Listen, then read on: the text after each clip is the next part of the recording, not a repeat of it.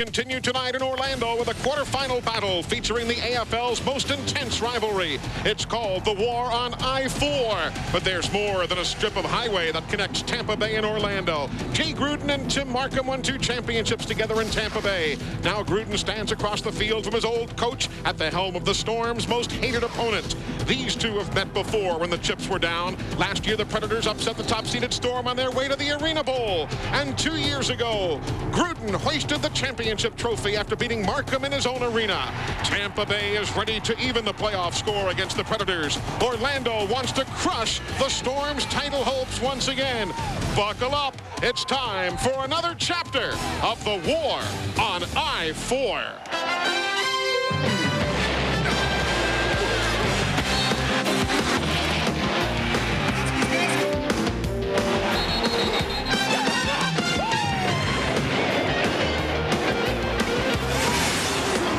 It was shortly after 5 o'clock this afternoon that the Tampa Bay Storm wrapped up their 90-mile drive up Interstate 4 and unloaded outside the TD Waterhouse Centre for tonight's 26th renewal of Arena Football League's top rivalry, the War on I-4. It is Tampa Bay at Orlando tonight live right here on TNN Sports. This is the first of 4 quarterfinal games on the schedule this weekend. Tomorrow, we'll be in San Jose, California for Oklahoma's top-rated defense against San Jose's #1 offense. Then on Sunday, ESPN will bring you Arizona at Albany, and then ESPN2 will bring you Nashville and the Iowa Barnstormers. Hi, everybody. Welcome to the jungle. They used to call it the Orlando Arena, then the TD Waterhouse Centre, but it's the jungle when the Predators are home, and we welcome you to the best rival the Arena Football League has. You know, you pick your sport in baseball, the Yankees and the Red Sox. College football, Alabama, Auburn, or maybe USC, UCLA, Michigan, Michigan State. In hockey, it's the Canadiens and the Maple Leafs. Oh, Mark May, this is 2 dynasties in the Arena Football League going at it, separated by just 90 miles. This is, on this level, probably as big a rivalry as maybe the ones you played in the great Redskins-Dallas Cowboy games. Well, rivalries tend to bring out the biggest emotions in football players. Playing for the Washington Redskins in the 80s, I hated the Dallas Cowboys. Randy White and I had wars on the field, before the game, after the game. Started in 1981, ended in 1995. That was the first year we had civil words to say to one another. But in big rivalries like this, as a player, you never forget games like this. For as long as you win, you'll always remember a game like this. And this area is psyched up. But let's put emotions aside for just a moment, and let's talk X's and O's. If Orlando is going to win, well, they might do it on the ground. Running back Rick Hamilton, 210 yards, 9 touchdowns. He's the #1 runner in the league.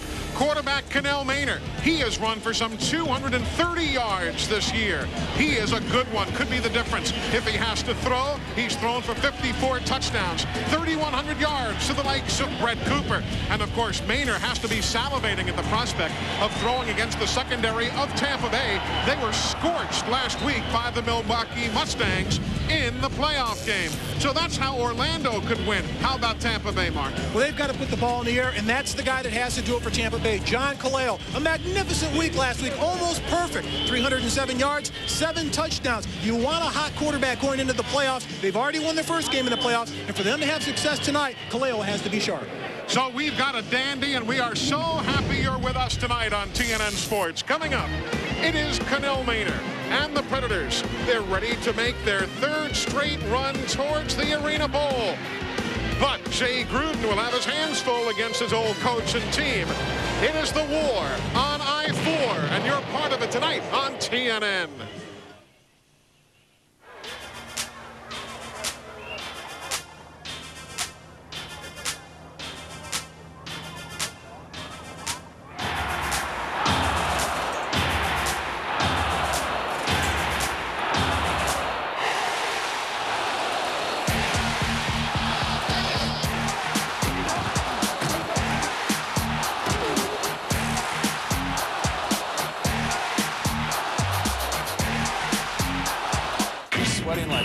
got TV cameras all over you. The last thing you want is this white clumpy thing running down your arm. It's just rude. We asked some of the hottest pros under the sun to switch antiperspirants. Degree Invisible Solid?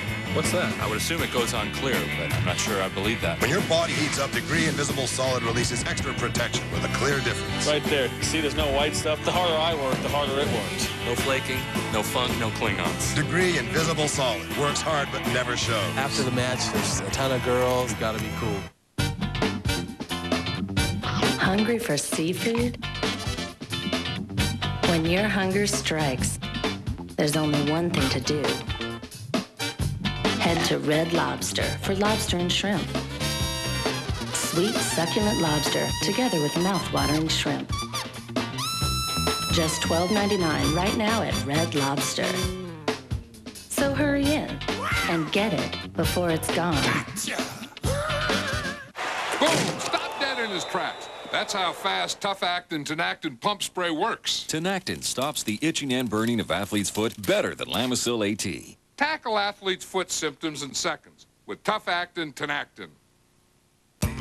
Introducing new Castrol Super Clean Tire Gloss. It's specially formulated to give tires a brilliant shine. New Castrol Super Clean Tire Gloss. Shinier longer than all leading brands.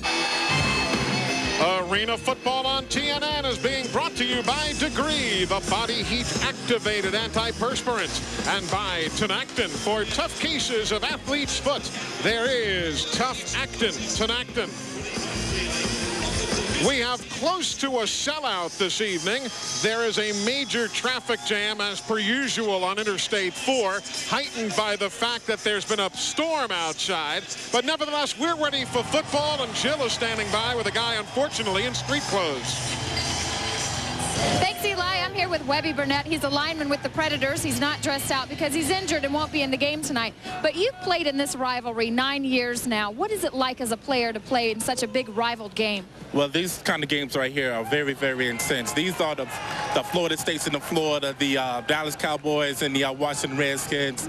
And this is one of the most intense rivals I've ever been in high school, NFL, whatever.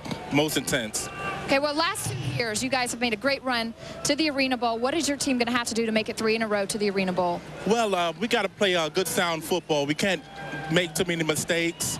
We got to throw in some coverages to confuse Kaleo. And don't get me wrong, they're a great team. They're well coached. It's going to be hard to do. So the team that makes the least mistakes will win the game. All right, well, they need your support. Good luck in the game. Back to you, Eli.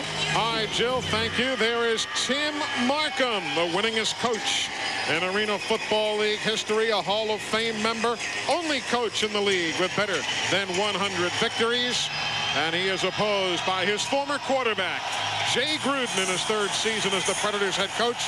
He won the Arena Bowl as a rookie head coach in 1998. And Mark, I dare say before those games, the Skins and the Cowboys, the emotions are just kind of bubbling over, huh? Definitely. Games like this, you let it all hang out because there's no tomorrow after a playoff game. You go for the juggler in a game like this, and the players are start off fired up. There is Cliff Dell. He has caught 10 kickoffs this year, running back for an average of 23 yards per. He does have a touchdown, though, as you see, for that 55-yard return. And getting set to kick it off is Matt Herkamp, injured early this year. He has returned, the former LSU Tiger and Troy State graduate. Off the metal, it is fielded by Douglas to the 15 and out to the 18-yard line. Andre Bowden will make the stop after the 14-yard run back by Douglas. And here comes Connell Maynard. What an outstanding quarterback. A tremendous year this year. The only quarterback in Predators history to rush for over 100 yards. He has 200 yards this year. A double threat running and throwing the football. The offense has been basically stationary with the exception of Webby Burnett out with the injury, as Jill just told you, replaced by Matt Storm at center. Dell is in motion. They're going to Dell. First pass, first play, first touchdown of the ball game. Tommy Henry scorched for a 32-yard touchdown strike. As we said at the opening, that is what Tampa Bay got burned on, albeit winning the ball game last week against Milwaukee. You knew that's exactly where Orlando was going. And head coach Jay Gruden, he knew this. He wanted to go deep with the football. Here he is, Cliff Dell, makes a move back. All it is just a little hit right there to the outside. Henry can't keep up with him. It is just a corner route. It's easy route to read. But this team has been beaten deep last week. In the first play of the game, Connell Maynard takes advantage of it. That's what you have to do to play championship football. And the extra point is up and good by David Kuhl. We have played exactly one offensive play. 32 yards. Of course, in this league, the clock keeps running until after the extra point. So the expiry of that drive will be 1 minute and 17 seconds. But that is the explosiveness of Orlando. Now, these teams have, of course, met earlier this year. The second meeting of the season had little concern on Tim Markham's face, but Tampa Bay put the heavy rush on Connell Maynard. As a matter of fact, they forced him to fumble, even though he recovered his own fumble. Later, he was knocked out of the game. Pat O'Hara came in, threw his first pass, intercepted by Antoine Worthman, who returned it for a TD. And Tampa got to Connell Maynard and beat him 50-36. And that's what it takes. When you play rivalries, you always want to take advantage of their misadvantages and their mistakes. And that's what Tampa Bay did at home.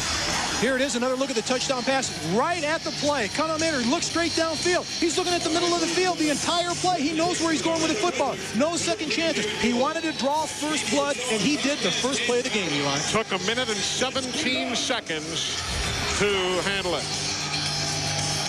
Now, with David Kuhl kicking it off, the deep man is James Bowden, 6 yards deep. Has running room. Good balance. Kuhl can't get him, but he is put down. Last play by Damon Mason, a 41-yard return. There's Damon Mason saving the touchdown. And he's the safety back there. He's led the AFL in tackles the last 2 years, set records. You've got to have a safety valve like Damon Mason. Without him, it's a touchdown. An outstanding job of reading your blockers, going straight ahead by Bowden. He follows his blockers right there at the hole. Right there, he should go down, but athleticism keeps him up. Then he sprints away from the kicker right there, and it's one-on-one with Mason. Mason makes the touchdown-saving tackle. John Kaleo out of Maryland, the quarterback.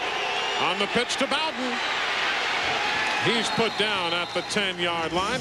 Now remember, there are 2 Bowdens. Number 30 is Andre Bowden. Number 10 is James Bowden. They are not related, but don't get confused as we talk about a lot of Bowdens tonight. How about them Bowden boys? I guess. But John Kaleo, what a magnificent season he's had. The last 10 games, he's won 8 of them, and because of him, that's the reason why Tampa Bay's been able to turn their season around and get to the playoffs. This is a hot offense right now. Kaleo, who holds a degree in criminology from the University of Maryland. Here's Bowden on the screen. Maybe a half yard, if that much. The Tampa Bay starting offense highlighted by that group right there, including Lawrence Samuels, who has 2 Arena Bowl titles, the number 2 receiver. The offensive line anchored by Pig Goff. Why did we highlight him there? Because Mark May was one of the Washington Redskins hogs, said if we had to highlight somebody, we darn well better highlight a guy with the nickname of Pig. You got to respect the swine in the league, and the Pig is one of the brothers. Here's the first 3rd down play of the ball game. It comes for Tampa Bay.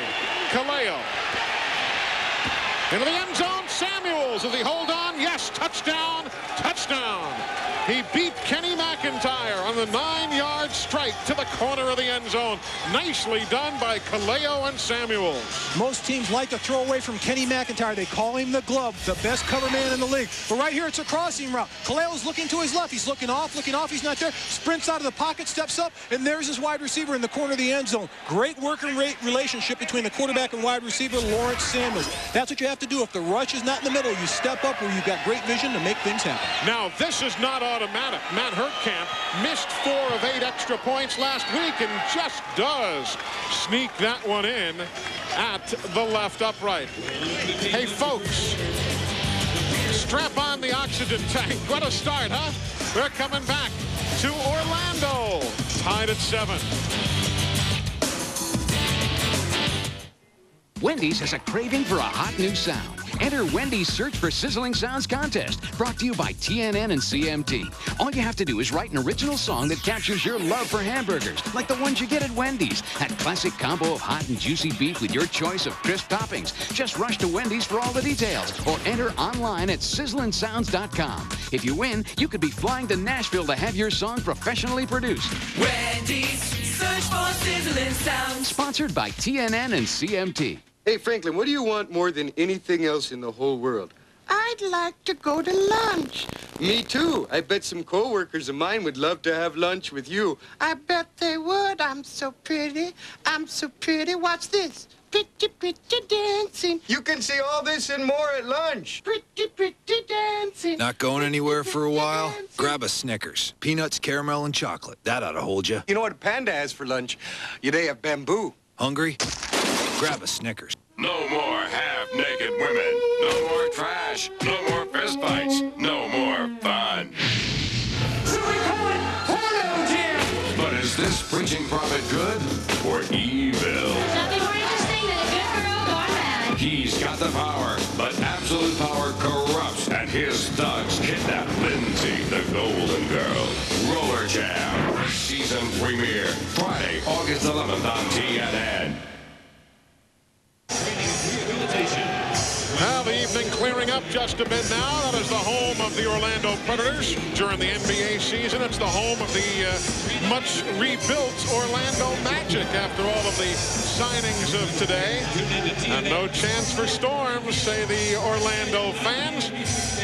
Glad you're with us here on TNN Sports. Eli Gold, Mark May, Jill Arrington. Tomorrow night we'll be with you from San Jose, California. Another cross-country jump. Wonder if the boss has given frequent flyer miles on this one. I hope so. I didn't get any last week, but I'm praying I'm getting them this week. It's sideline to sideline, coast to coast for this broadcast through the last 2 weeks. It's been fun. It's been high-rising. It's been fast-paced. But starting off with a game like tonight, I mean, this is incredible. This is outstanding. You talk about excitement to start a game off. Doesn't get any better than this. Matt Hurtkamp kicking it off. Cliff Dell is deep for Orlando. 4 yards deep. Dell out of running room at around the 15-yard line. Well, the war on I-4. Not going to be a whole lot closer than that, huh? I don't know. Look at the points. 25 games and only 19 points separate them. That's outstanding. That's close games. That's a rivalry. And indeed, these two cities, Tampa and Orlando, both on Interstate 4, hence the name. But if you're not familiar with the geography and the highways of Florida, Interstate 4 does tie these two cities together, separated as they are by just 90 miles. Connell Maynor is the quarterback. Good blocking by Hamilton, and here's where Maynor is dangerous. Outside of Samuels all the way down to the 17-yard line. That's what makes Connell Maynor so dangerous. Of course, Connell Maynor also has some pretty good guys with which to work, including Brett Cooper, who caught that winning touchdown at Albany to earn for Orlando the #2 seed. And there you see the offensive line with Big Daddy Yum Yum, Webby Burnett injured. Matt Storm gets the start at center. They say that Maynor stepped out of bounds just across midfield. So they spot the football on that 10-yard pickup at the 24-yard line of Tampa Bay. Tied at 7. Good tackle at the ankles that time. Torrey Epps, big number 52, there to make the stop. And Torrey Epps anchors that Tampa Bay defensive line with NFL experience for him in New England, Atlanta, Chicago, New Orleans. Even played in the Canadian Football League with the BC Lions, British Columbia Lions. In the secondary, the defensive back, Antoine Worthman, the #1 tackler on the ball club in his 5th year out of Illinois State. And Israel Byrd gets the start tonight. He's been injured much of the year. Flags on the play. A lot of folks jumping on the offensive front. You know, the addition of Israel Byrd was a last-second decision on the part of Coach Tim Markham. It definitely was. When we talked to the coach the other day, what he told us was he doesn't know who's going to play back there. It's almost eeny, meeny, miny, mo. He had a choice of 5, and that was his 5th pick. They're going to call Torrey Epps on that penalty flag out of the University of Memphis. And Eli, what's interesting to see about the Tampa Bay offense at this point is usually this is a control offense. Run the ball, short passes, screens out to the side, screen to the fullback. They've been throwing deep almost every pass play. They're taking their shots at the defensive backs in the Tampa Bay Storm. Orlando doesn't usually throw downfield as much as some other teams do. Here they're going long. Punt at the 5-yard line. And out of bounds on the catch is Joe Douglas, the offensive specialist, with a 21-yard pickup. Antoine Worthman there, number 23, forcing him out of bounds. Joe Douglas, the rookie out of Montana. Talk about a phenomenal play. Watch Connell Maylor. He's going to get pressured right at the end and get hit. But Joe Douglas, right between 2 players, the ball's dropped right in between the sandwich, and he comes down with a reception. Phenomenal job by quarterback Connell Maynard of watching the defense and throwing the ball over one defensive back and in front of the other to his wide receiver. And Douglas was an All-American wide receiver for the Grizzlies of Montana. Now with Hamilton, the fullback. Dell is in motion. They look towards Cliff Dell. He curls in for the touchdown. He curled in behind Antoine Worthman towards the middle of the end zone. Dell with the touchdown, his 2nd of the night, 5-yard pickup. And they're not wasting any time of putting the ball in the end zone. Antoine Worthman, you cannot let a wide receiver get behind you at any point, particularly in the end zone. What happens is Joe Douglas is smart enough, or Cliff Dell smart enough to turn around and circle behind him. He's got no defense. As soon as he gets by him right there, he's got no defense. So he's turning around and looking for the ball while the defender is looking at the wide receiver. Touchdown, Orlando. And now the extra point attempt by David Kuhl off the high snap. But he makes no mistakes about it. Kuhl now 79 of 86 in extra point kicks. That was a 4-play drive, 34 yards, 3 minutes and 50 seconds. There's your score. Back in a moment. Are you embarrassed by unsightly spider veins that discolor your legs? Introducing Vanish, the Swedish vein therapy formula, a revolutionary new treatment proven to actually repair and diminish ugly spider veins. Not a cosmetic, not a cover-up. Vanish has been successful in 90% of all cases. The patented formula has been clinically tested and proven to effectively eliminate or reduce unsightly spider veins with regular use. Look, spider veins are actually clogged veins. The blood is trapped in the vein near the surface of the skin. You see a nasty pattern, but just rub the Vanish into your legs. It stimulates the blood vessels beneath the surface of the skin, reducing the appearance of spider veins. In just weeks, spider veins actually are eliminated or significantly reduced so you can enjoy healthier, younger-looking legs. Perfect for shorts, swimsuits, skirts, just lovelier legs that are great to look at. In these actual photos, look at the amazing Vanish difference. I was horribly embarrassed by ugly spider veins. Vanish changed my legs in just 4 weeks. I've tried everything. Everything. I've even considered surgery. Vanish really works. I used to cover my legs all the time. Vanish made my spider veins vanish. Vanish is not a cover-up. This amazing formula is made from all natural herbal compounds that actually penetrate and unclog your veins. Remember, Vanish, the Swedish vein therapy formula, has been proven successful on 90% of all cases. If you're not completely satisfied, just return it for a full money-back refund, no questions asked. This patented formula is not available through any other company, so don't delay. Which would you rather have, this or this? Order Vanish today and start enjoying lovelier legs. Have your credit card ready and call toll-free 1-888-202-5446. Operators are standing by to answer all your questions. Get rid of those unsightly spider veins with Vanish, the Swedish herbal vein therapy. Call 1-888-202-5446 to find out about how you can get 1 full month supply of Vanish absolutely free. Call 1-888-202-5446. Welcome back, everybody. If you've missed the first few moments, you've missed a lot already. An explosive start, Mark. And that's the way to start a game, particularly a rivalry. You pull out all the stops, you put in special plays that you haven't shown to anyone in the last couple of weeks, and it surprises the opposition. That's what's happened on both teams. They've gone at it out offensively right off the bat. And the fans still filing into the TD Waterhouse Centre. It is closing in on a packed house. All but a couple of thousand tickets were sold as of yesterday in the building that holds 16,600 for Arena Football League play. Bowden, 5 yards deep. And hard licks being handed out across the way there. That was Rick Hamilton, number 42, and Damon Mason, number 9. There to make the hard special team tackles for Orlando. John Kaleo found Lawrence Samuels for a touchdown back in the opening moments to tie the ball game at 7 apiece.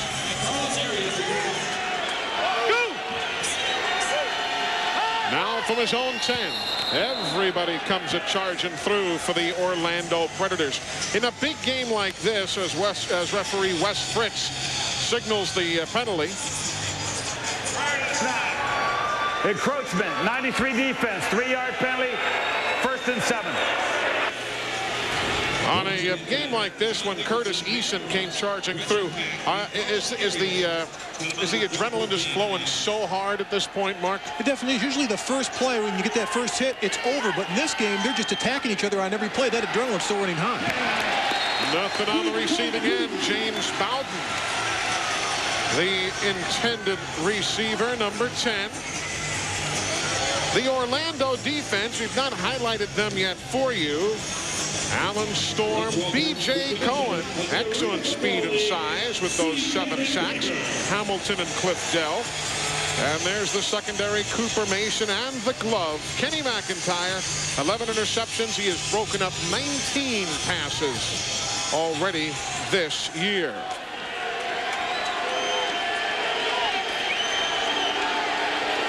From their own 13, Kaleo. It's short and it could be picked. It is incomplete. There was a miscommunication there because the wide receiver for Tampa Bay, Michael Fagan, went one way, the ball went the other. Plus there's a flag back at the 5. That flag, Eli, is going to be a personal foul against Rich McKenzie for hitting the quarterback, John Kaleo, to the head.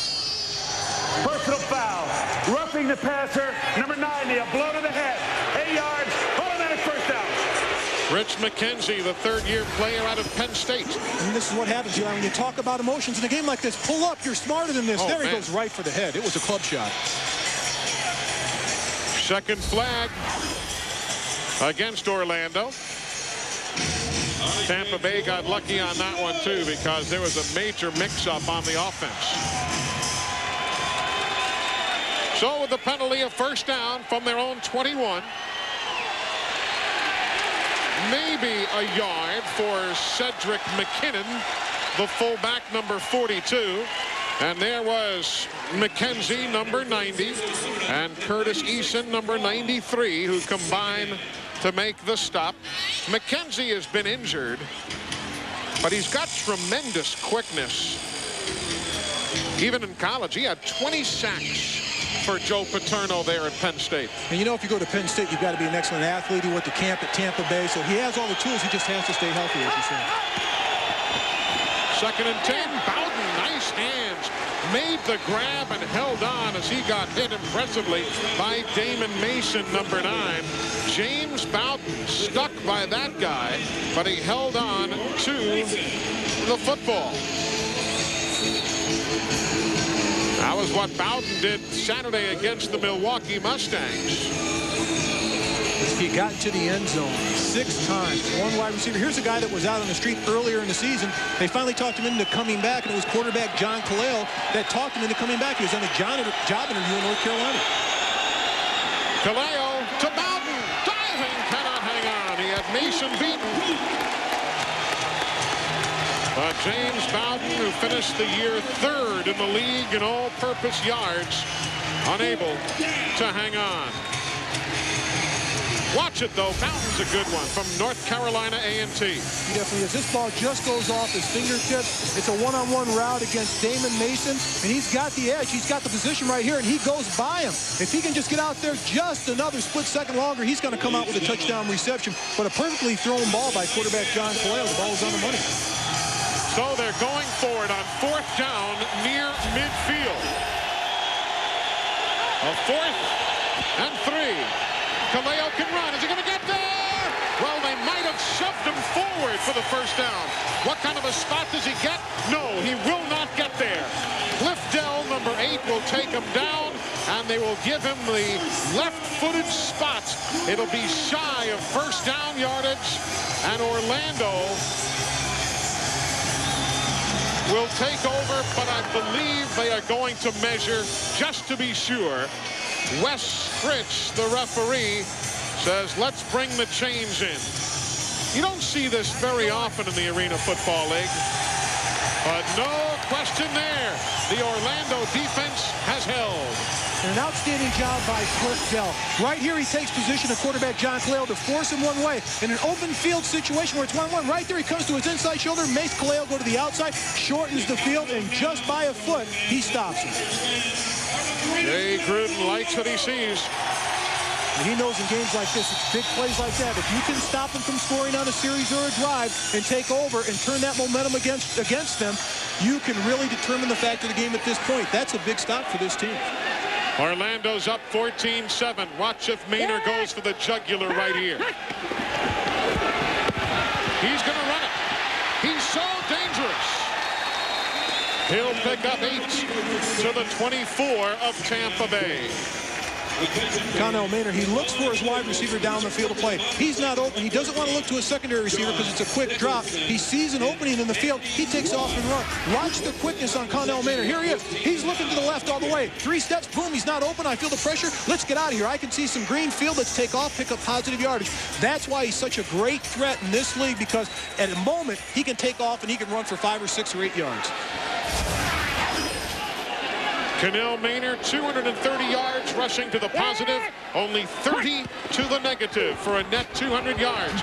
And the number will grow again as he picks up 3 more for a first down to the 21-yard line. Michael Fagan, the defensive back out of Alabama, making the stop. And why not stay with that? I mean, here's Connell Maynard. You can't stop him. Pull it down. He runs it twice. Bingo, bango, he gets the first down. Why not? The defensive secondary is drawn off. He's going with deep routes with his wide receiver. That's opening up the middle of the field. Hey, pull it down and run with it. They can't stop him. Justin Newberry, Hunter Nelson, Justin Newberry to the bottom of section 114 now. Already 21 rushing yards tonight. You know he bowled a 300 game last summer. In one game? Yeah, that's if he hit all the pins. Here's Maynard. Low and long. Incomplete. Brett Cooper was the intended receiver, but it was over his head and over Tommy Henry's head as well. Yeah, if you knock down all 10 pins in every frame and so on, you get it. I know that, but it usually takes me 2 or 3 games to get to 300. I've over 300 before, but it's a couple of games. Look at the crowd here tonight. It's filing in now to near capacity. Did you see the numbers the other day? The Arena Football League and AF2, their developmental league combined, entertaining over 2 million fans this year live in the arenas. That is the greatest attendance figure that Arena Football and AF2 have ever had. Over 2 million fans coming through the turnstiles this year. Play clock to 3 as you see. Maynard unloads. Douglas, nice grab, close to a first down. He uses the wall to propel himself further, but the play was out of bounds. Boy, I'll tell you something. Even though Douglas made a great catch and Michael Fagan could not stop him, Mel Agee really drills Connell Maynard as he unloads the football. And Connell Maynard keeps his concentration. He feels the heat right there. He unleashes the ball, but a great catch by Joe Douglas right here, keeping his eyes on the ball. But Connell Maynard, he's feeling the heat right here. Maynard is. Boom, get rid of the football. I see the white jerseys coming to my front. See it out of the side. Get rid of the football. It's a completion. Darian Connor and Mel Agee right there to stop him as we are within the final half minute of the opening period. You see 3rd and a short 2. Nothing there as Mike Osuna in at fullback, comes up shy, and oh, there are flags as the football came flying out of that scrum. And that's Mike Osuna just using his emotion, not thinking and holding on to the ball. He slams the ball down on the ground. He's going to get penalized for it. But he didn't have a chance on the play. No one blocked the tackle. We have a delay of game for spiking the ball, delaying it. 3-yard penalty. It's 4th down. So Mike Osuna. And Gruden doesn't like that. He's not happy with that, but he can live with that because he knows it's just emotion that the players are upset. They want to perform on every single time they touch the football and take advantage of it. So David Kuhl is going to come in to attempt the field goal of 31 yards. But it will happen at the other end of the field because the quarter has expired. So Orlando leads 14-7, and when we come back, David Kuhl will try and pad the advantage to 10 points. The war on I-4 living up to his advanced billing.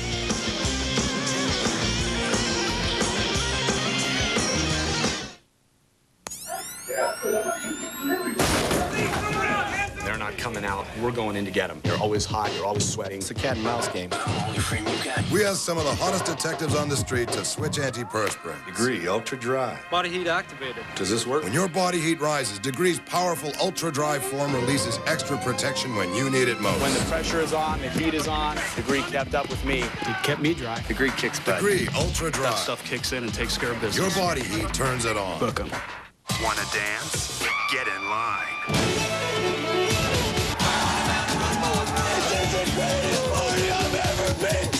Coyote Ugly. Rated PG-13. Starts Friday, August 4th. Boom! Stop dead in his tracks. That's how fast, tough-acting Tinactin pump spray works. Tinactin stops the itching and burning of athlete's foot better than Lamisil AT. Tackle athlete's foot symptoms in seconds with tough-acting Tinactin. Hey, Jab. Timbo, you like to make a lot of left turns? Well, check this baby out. This thing was born to take left turns. Oversized tires, roll bar. Check out that wing on top. The Pennzoil World of Outlaws on TNN. Your unique tarot reading awaits. Will you make the choice to cut the deck? You seem to like bad boys. I'm looking at the baby's father. I'm looking at some other jerk. He was into drugs. Who was that? That's my ex-boyfriend. I'm looking at the man, the Knight of Swords, that's flirting with you. If you can flirt, how come your husband can't flirt? Yeah, no, now. Is he incarcerated? Yes. I just would like to know when he is coming home.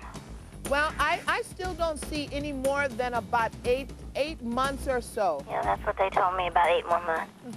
You give a lot of money to this man. A lot of money. You laugh, but you know I'm telling you the truth, don't you? Yeah. You run around looking like a pauper, and he runs around looking GQ. Experience the power of a real tarot reading. There is no substitute. Call me for your free reading now, and let Miss Cleo help you answer your questions. 1-800-380-3446. Moving to quarter number 2 with Orlando on top 14-7. Cannell Maynor got things going in a hurry. Just a corner route, one-on-one. He finds Clifton open for the touchdown. Then Kaleo to Lawrence Samuels. And then Maynor again to Cliff Dell. That's been the scoring, 14-7. Man, look at those numbers for Orlando off the arm of Maynor. And he's just torching the secondary of the Tampa Bay Storm. And that's what we thought in this game. Both quarterbacks would put the ball up in the air, and both are. They're trying to take advantage of those soft defenses. But right now, I look for the Orlando defense to step it up. They're the top defense and not letting up points in the league. They're ranked #1. Now a 31-yard attempt from this distance. David Kuhl is 5 of 8 this year. He is now 6 of 9. A 31-yard field goal by David Kuhl has padded the lead for Orlando to 17-7, capping off a 5-play, 16-yard drive in 3 minutes and 51 seconds. Now let's check in with Jill on tonight's Superstar Spotlight. Jill? All right, Eli, tonight's spotlight's going to shine on two superstars.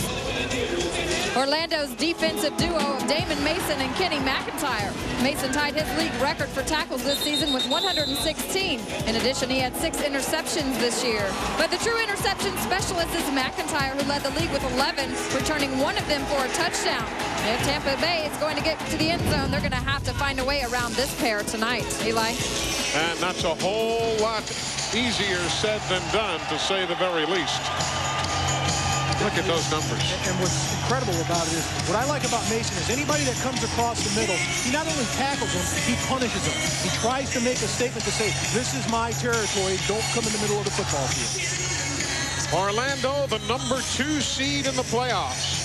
We will bring you the number 1 seed tomorrow night as we head to San Jose for the number 1 offense in the league, the SaberCats against Oklahoma, and the number 1 defense in the league. Bowden can't play it off the middle. It's loose. It is covered by Orlando. It is the Predators football at the 9-yard line.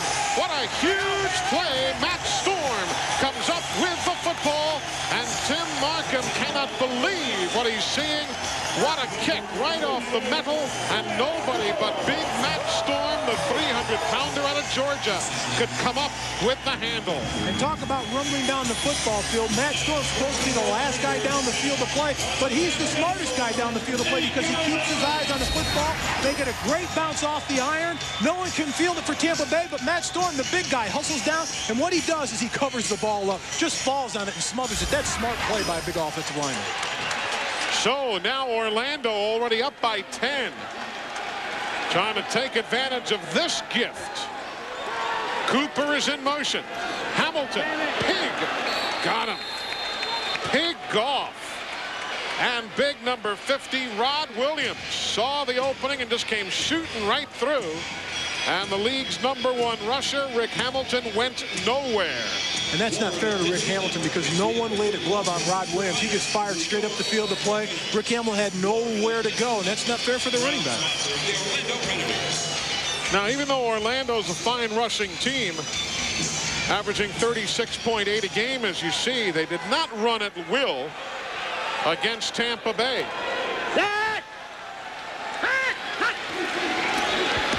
Flags on the play, caught by Douglas.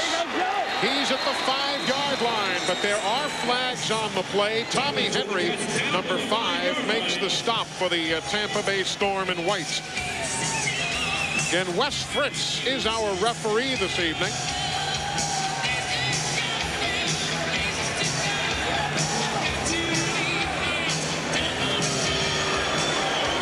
Illegal formation, the tight end and the split end were on the same side. 3-yard penalties, remain 2nd down. When the lineman comes to the line of scrimmage and puts his hand in the air, indicating that he is now the tight end and not just a lineman, he must be on the opposite side from the split end. Opposite side of the line, if you will. In that instance, they were not. So the mark off.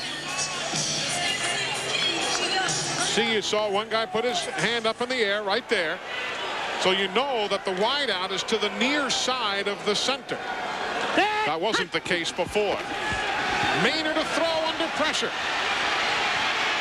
He'll throw that one halfway to Kissimmee St. Cloud. Andre Bowden, Rod Williams, Keogh Coleman all in on Cannell Maynard. And he just unloaded the football. And that's what you have to do when there's no one open. Don't try to force the issue. You're up by 10 points.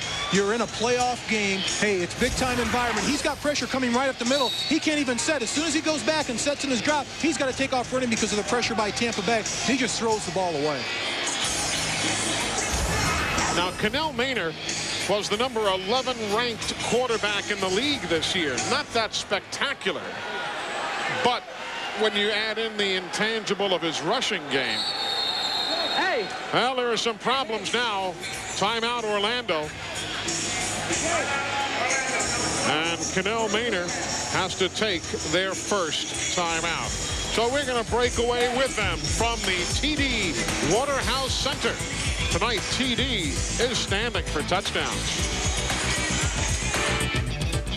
Hi, do you have any mozzarella? Sorry, we're all out. Give me a pound of mozzarella. How about some nice provolone? Where's all the mozzarella? Well, Dave Thomas put it on Wendy's Mozzarella Chicken Supreme. Now we're all out of mozzarella. 2 slices of mozzarella, a plump, juicy whole chicken breast fillet topped with a delicious Parmesan sauce. It's a mouth-watering combination. Dave, Frankie's coming. Dave? Come in and try Wendy's Mozzarella Chicken Supreme today. And remember, Wendy's pickup window's open late, so you can eat great. Thanks for stopping. Even late. You see cars with nameplates like these on the hood. Mercedes-Benz AMG, Dodge Viper, Aston Martin. But did you know there's not a nameplate underneath it?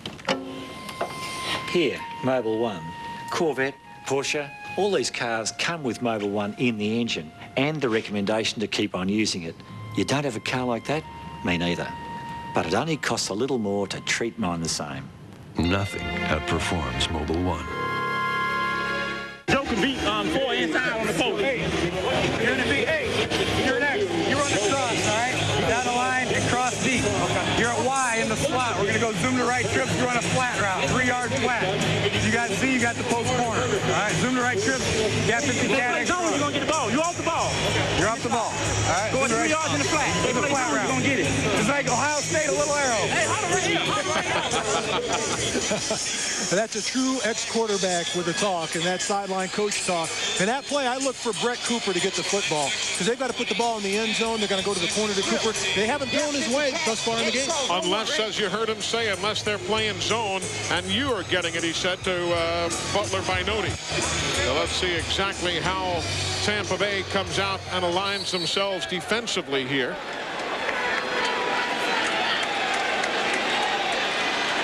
Binoti is number 5. Brett Cooper is the motion man. Flags on the play. Not only was Cooper the motion man, there were a couple of guys moving as well. B.J. Cohen was moving, and so was Big 75 for Tampa Bay, Mel Agee. I think it was Big B.J. He got a little anxious on that play before the ball was snapped, number 97. Be the 5th flag on Orlando. Private snap. False start, 97 offense. 3 yards, it remains 3rd down. B.J. Cohen from the thundering herd of Marshall.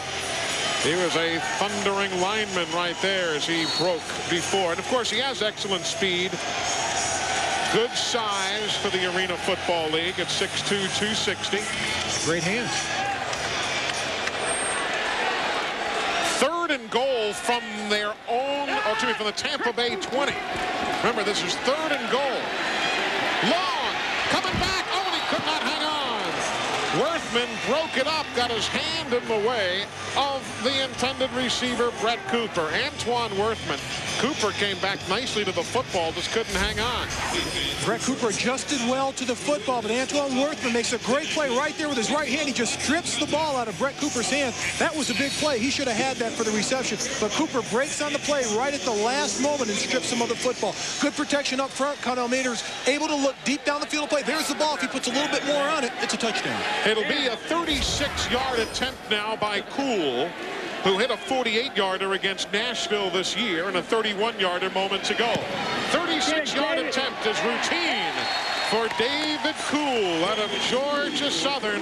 So after Matt Storm recovers the kickoff off the metal, they don't get a touchdown, but the Predators do have their lead.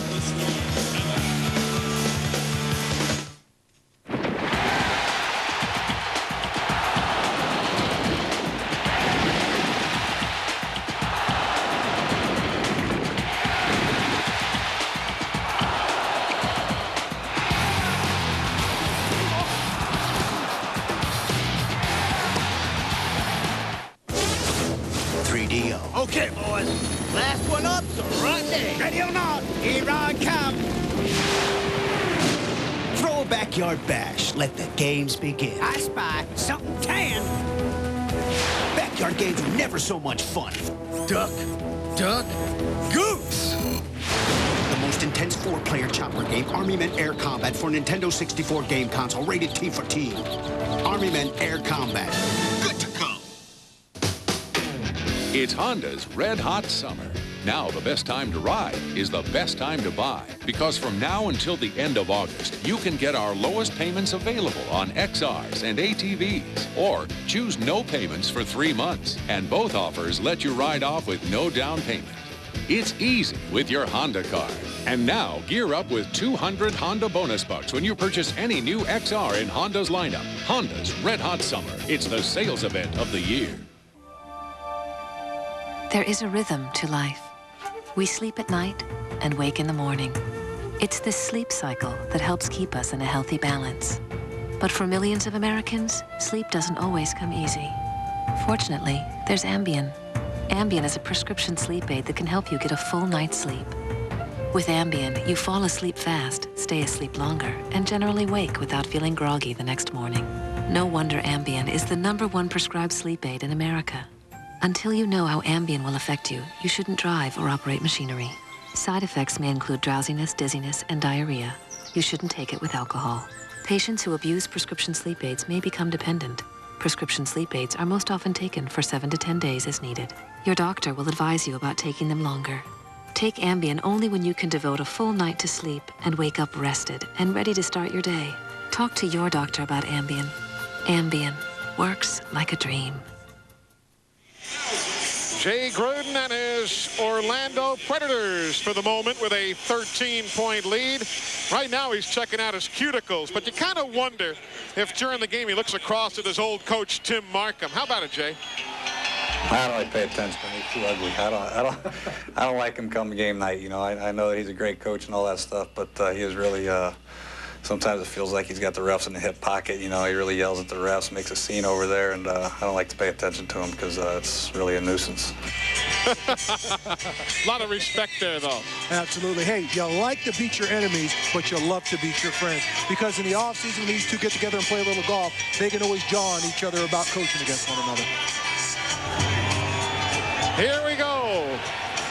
Tampa Bay in white. Here's Bowden. To the 15-yard line. Now is Mason coming up large again. Damon Mason, 116 tackles in the regular season to again lead the Arena Football League. Now John Kaleo.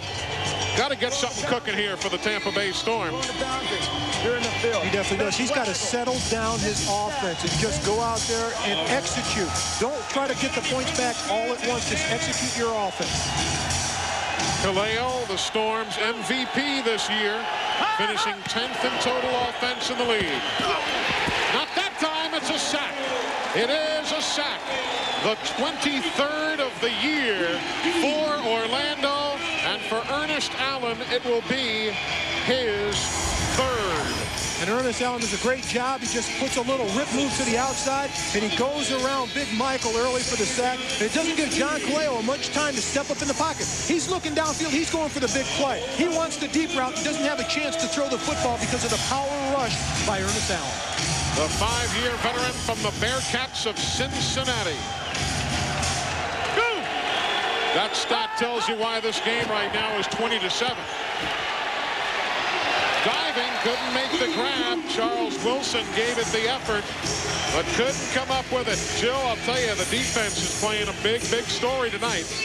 Well, we know all about Damon Mason and his ability, but on a sad note, Orlando's defensive specialist, Damon Mason's cousin, died in a car accident last month. Damon and his 25-year-old cousin, Chad Murray, they were like brothers, really close, and Damon's dedicated the rest of the season to play for his cousin and the rest of his life. He's vowed to play for 2. It's been an emotional few games for Damon, but, you know, you wouldn't know if you looked at his performance on the field. Eli? Well said. Emotional, yes, but he's also a professional, and he's going to get out there and get the job done. Pressure again on Kaleo. Throwing long, Samuels. Oh, what a grab! What a grab by Samuels, and he scampers forward to the 2. Do you believe that? 30 39 yards, not the way they drew it up, but it counts nevertheless. And that's execution under duress and pressure. John Kaleo getting pressured. He rolls to his left, but his wide receiver, Lawrence Samuels, never takes his eye off the football. Look at his eyes right there. He goes for the ball. He juggles the ball, but he keeps concentrating on the football, comes up with the catch. In big games, you need big plays, and you need big players to step up. That is a huge play by Lawrence Samuels. And again, Kaleo paid the price, but he'll take it. Boom, Hamilton. Rick Hamilton just leveled him. Now the fullback is Andre Bowden.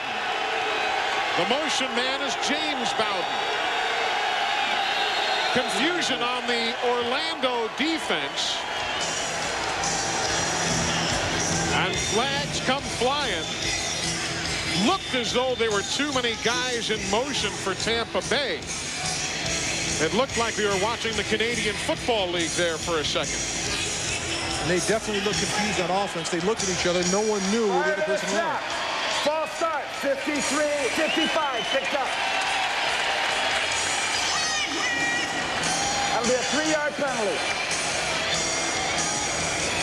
And that's on Keo Coleman. His real name is Keo Fani. He goes by Keo from Mississippi State University. You always love to get those SEC schools in there. Alabama, Georgia, Mississippi State. Hey, if we can highlight a guy because his nickname is to do with swine, we can talk about the SEC. Here's Bowden. That will lose back to the 5. Rich McKenzie was in to lead the defensive attack on Andre Bowden. He's a powerful runner. Second team All-Arena a year ago. Let's see what Kaleo is going to call now. Here we go. Left, wide, low. 83, goal line, corner, Z slant. On 2, ready? Telling every player what his role is. Again, Andre Bowden is the fullback. James Bowden is in motion. Back of the end zone. It goes a row up into the seats. It goes a row up into the seats. James Bowden, the intended receiver. There's a personal foul going to be flagged at the 10-yard line at the end of the play. That'll be roughing the passer again. That's the second one tonight on the Orlando defense. Personal foul. Roughing the passer, 97 with a late hit. Half the distance. Automatic first down. B.J. Cohen, who was on the practice squad for the Oakland Raiders. Jay Gruden likes to have his defense get after the quarterback. Doesn't want penalties. Here's a look at it right at the end of the play. Should have pulled up B.J. Cohen. You got to play smart football. But here's the situation. They're sending a message to John Kaleo. When he throws the football, you will pay a price. That's the 6th flag of the night against Orlando. The pitch to Bowden. Oh, is he ever hit at the 4? Look at all those black jerseys around the white jersey of the Tampa Bay runner. That's a swarming defense by Tampa Bay. It was Mason, it was Hamilton. They were all there defensively for the guys in black, Orlando. And watch all the black jerseys swarm around the running back. Hamilton with the first hit right there. All of a sudden, gang tackle. Get to the ball. Get to the ball. Fresh meat. Mason is in. B.J. Cohen is there. McIntyre and Binotti all watching. Matt Herkamp loosening up on the sidelines if he is needed to kick a field goal. Second and goal. Bowden gets a yard to the 1. Andre Bowden hit by Ernest Allen. Orlando's one of the best defenses in the league. In just about every category in the entire AFL, they're right at the top. They do a great job of stopping the run. Number 1 right there. Giving up points, not giving up points. Second, first downs. Do a tremendous job of getting after the quarterback. Here's the stat. They've been punishing quarterback John Kaleo, making sure that they feel their presence of their defensive line. They're going to be in his face when he throws the football. And those were regular season numbers. They've added a sack tonight. Play clock is at 4. Kaleo keeps it. Not gonna make it. Not gonna make it. Cliff Dell came up. and fourth down. Here's a statement right here. Tim Markham, you've got to go for it. You've got to trust your instincts. You've got to go for it. Let your offense out there say, hey, I trust in you guys. Khalil right here takes the ball out. He's going to try to run the option play, but no dice. What happens when you try to run the option? You try to get to the outside. Too much penetration on the outside, Eli. He's got to pick the ball back inside. Nowhere to run. He gets pulled down. Now remember,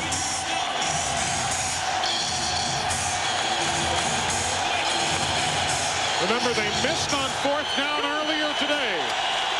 1 second on the play clock. They get it off. The pass knocked away as Samuels could not get to the football.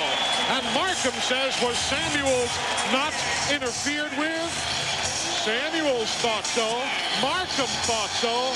But the guys in stripes said no. Orlando takes over on down. Watch Kenny McIntyre in this play. He does not move. The wide receiver Samuels tries to run through him. Kenny McIntyre holds his position and holds his ground. The wide receiver has to adjust. He does not move. Great job by McIntyre.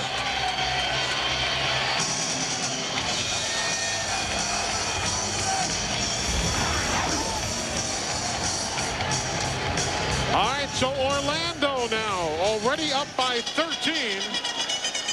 They've got to go the length of the field, but they've got the football. Flags. Maynard to Dell.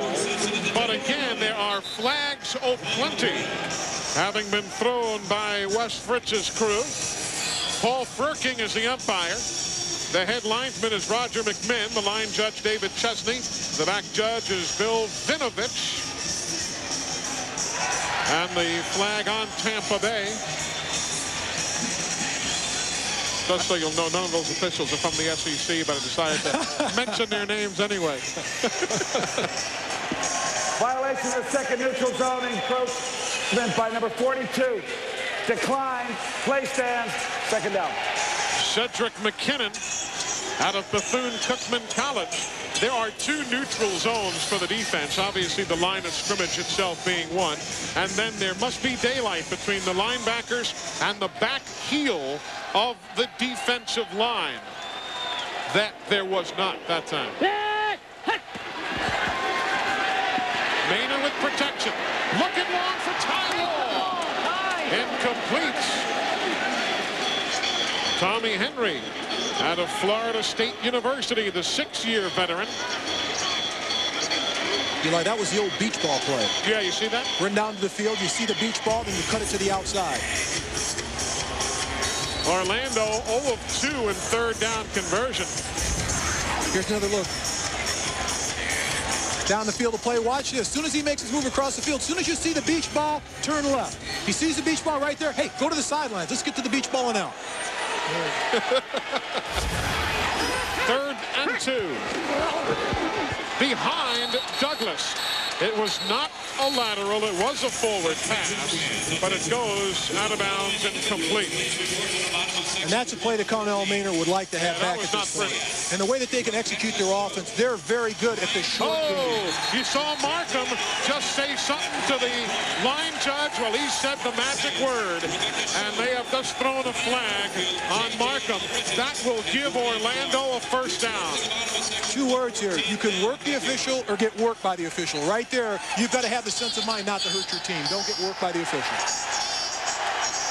Unsportsmanlike conduct on the coach from Tampa. 8-yard penalty. First down. We had just taken a shot of Markham getting on the official. Now they discuss it again just to make sure. He said, you know, through all the noise here, you didn't hear what I said correctly. Coach Markham's got to take it down an octave or 2 and relax right now. You don't want to get another penalty. Hey, you know out there that something was wrong that upset you. You're talking to the official. You've got to calm down and use the correct, proper response.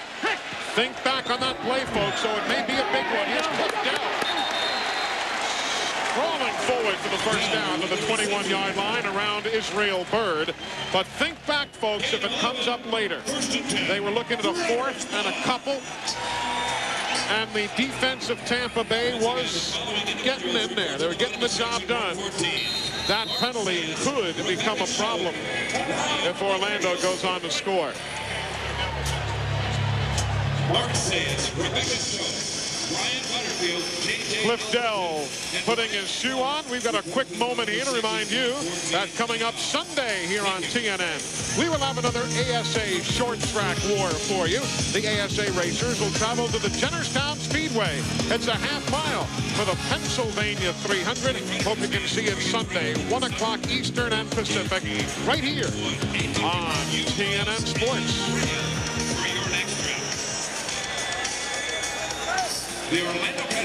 Still waiting for Cliff Dell to join the huddle before Maynor makes the play call. Left play, up, down, inside. Gap, 50 scissors, X, Poco, on one, ready. Get your calculator out for that. Well, the X is running the Poco, the post or the corner. Poco, post or corner. He has the option. Ty Law will make that move. Douglas cuts across the middle and Maynor escapes. He escapes from Torrey Epps, but he does not escape the second time, as Epps the first time and then the second time will get him. It'll be the 4th sack of the year for the big guy out of the University of Memphis, with help from Darian Connor. And what a job of determination. Epps right there beats the first guy, gets right on Connell later, but he escapes. Right here, he should have the sack. He's mad right here. He's hungry. He wants to get up. Great coverage down the field of play. That's what allowed Epps to come back the second time and get his sack. It's a nice hit. 2 of them laid it on him. Epps the first hit on the top. Man, Darian Connor. He was an 8-year NFL vet, if you recognize that name. Philadelphia, Carolina, New Orleans, Atlanta. Wide open. Cliff Dell gets most of those yards back and sets up a 3rd and 8 situation. Lawrence Samuels and McCall. John McCall, number 96. Little extracurricular. And that's what happens in a rivalry. Guys go at it at the end of the pile. Just a little shot here or there, just to let them know, hey, you're in my house. That's what Orlando's telling Tampa Bay. This is for all the marbles. And both of these teams believe, and truly believe, that the team that comes out of this game victorious will go to the arena. Closing in on the 1-minute warning. Orlando has used one of their timeouts, so they'll have 2 remaining. And Tampa Bay will have all 3. Gruden looks like he's looking up from the Wall Street Journal or something, doesn't it? Watch all this noise going on. I'm studying my portfolio. His portfolio is pretty good right now. His stocks are up by 13 over Markham's portfolio.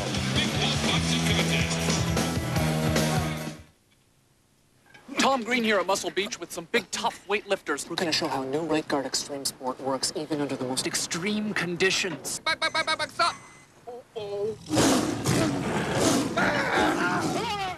Run! Oh no, the kid is going to get you!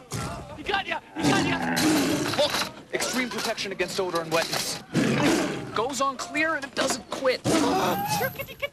New right guard extreme sport. Get extreme. Get right guard. Ouch. Boom! Stop dead in his tracks. That's how fast, tough-acting Tinactin pump spray works. Tinactin stops the itching and burning of athlete's foot better than Lamisil AT. Tackle athlete's foot symptoms in seconds with tough-acting Tinactin. Yeah, show me the money, I'm telling you. Oh, boy. The original school of hard knocks holds class in Music City. It's championship bull riding from Nashville. Sunday night at 9 Eastern and Pacific on TNN. Here's your regular internet homepage, and here's i1.com. It's free. You use it like Yahoo or other search engines to check news, stocks, weather. Only i1.com gives away $10,000 every day, $1 million a month, and $10 million on tax day. Which one would you choose? So there's one guaranteed winner every day. I'd definitely choose this one. Would you consider telling your friends about this? No. i1.com. Why wouldn't you? You see cars with nameplates like these on the hood.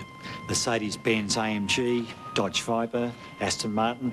But did you know there's not a nameplate underneath it?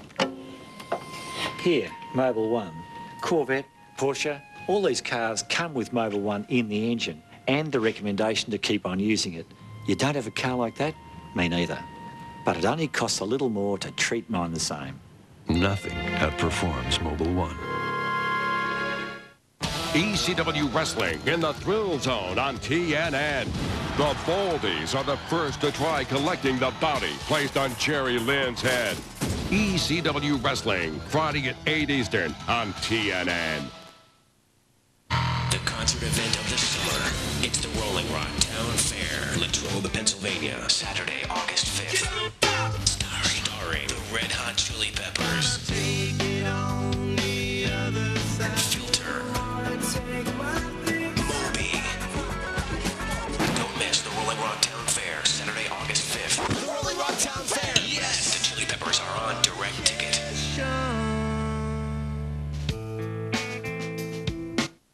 Hello, I'm Krista Herman. And I'm Gary Valentine. And we're your hosts for an exciting show for movie lovers, Movie Showcase on DirecTV. Each week, we'll show you the hottest new movies and original series on premium movie services, HBO, Starz, and Showtime. And check out the newest releases on Direct Ticket pay-per-view. Plus, movie trivia and more. There's a new show starting every Monday on channels 100 and 500. So join us on Movie Showcase on DirecTV.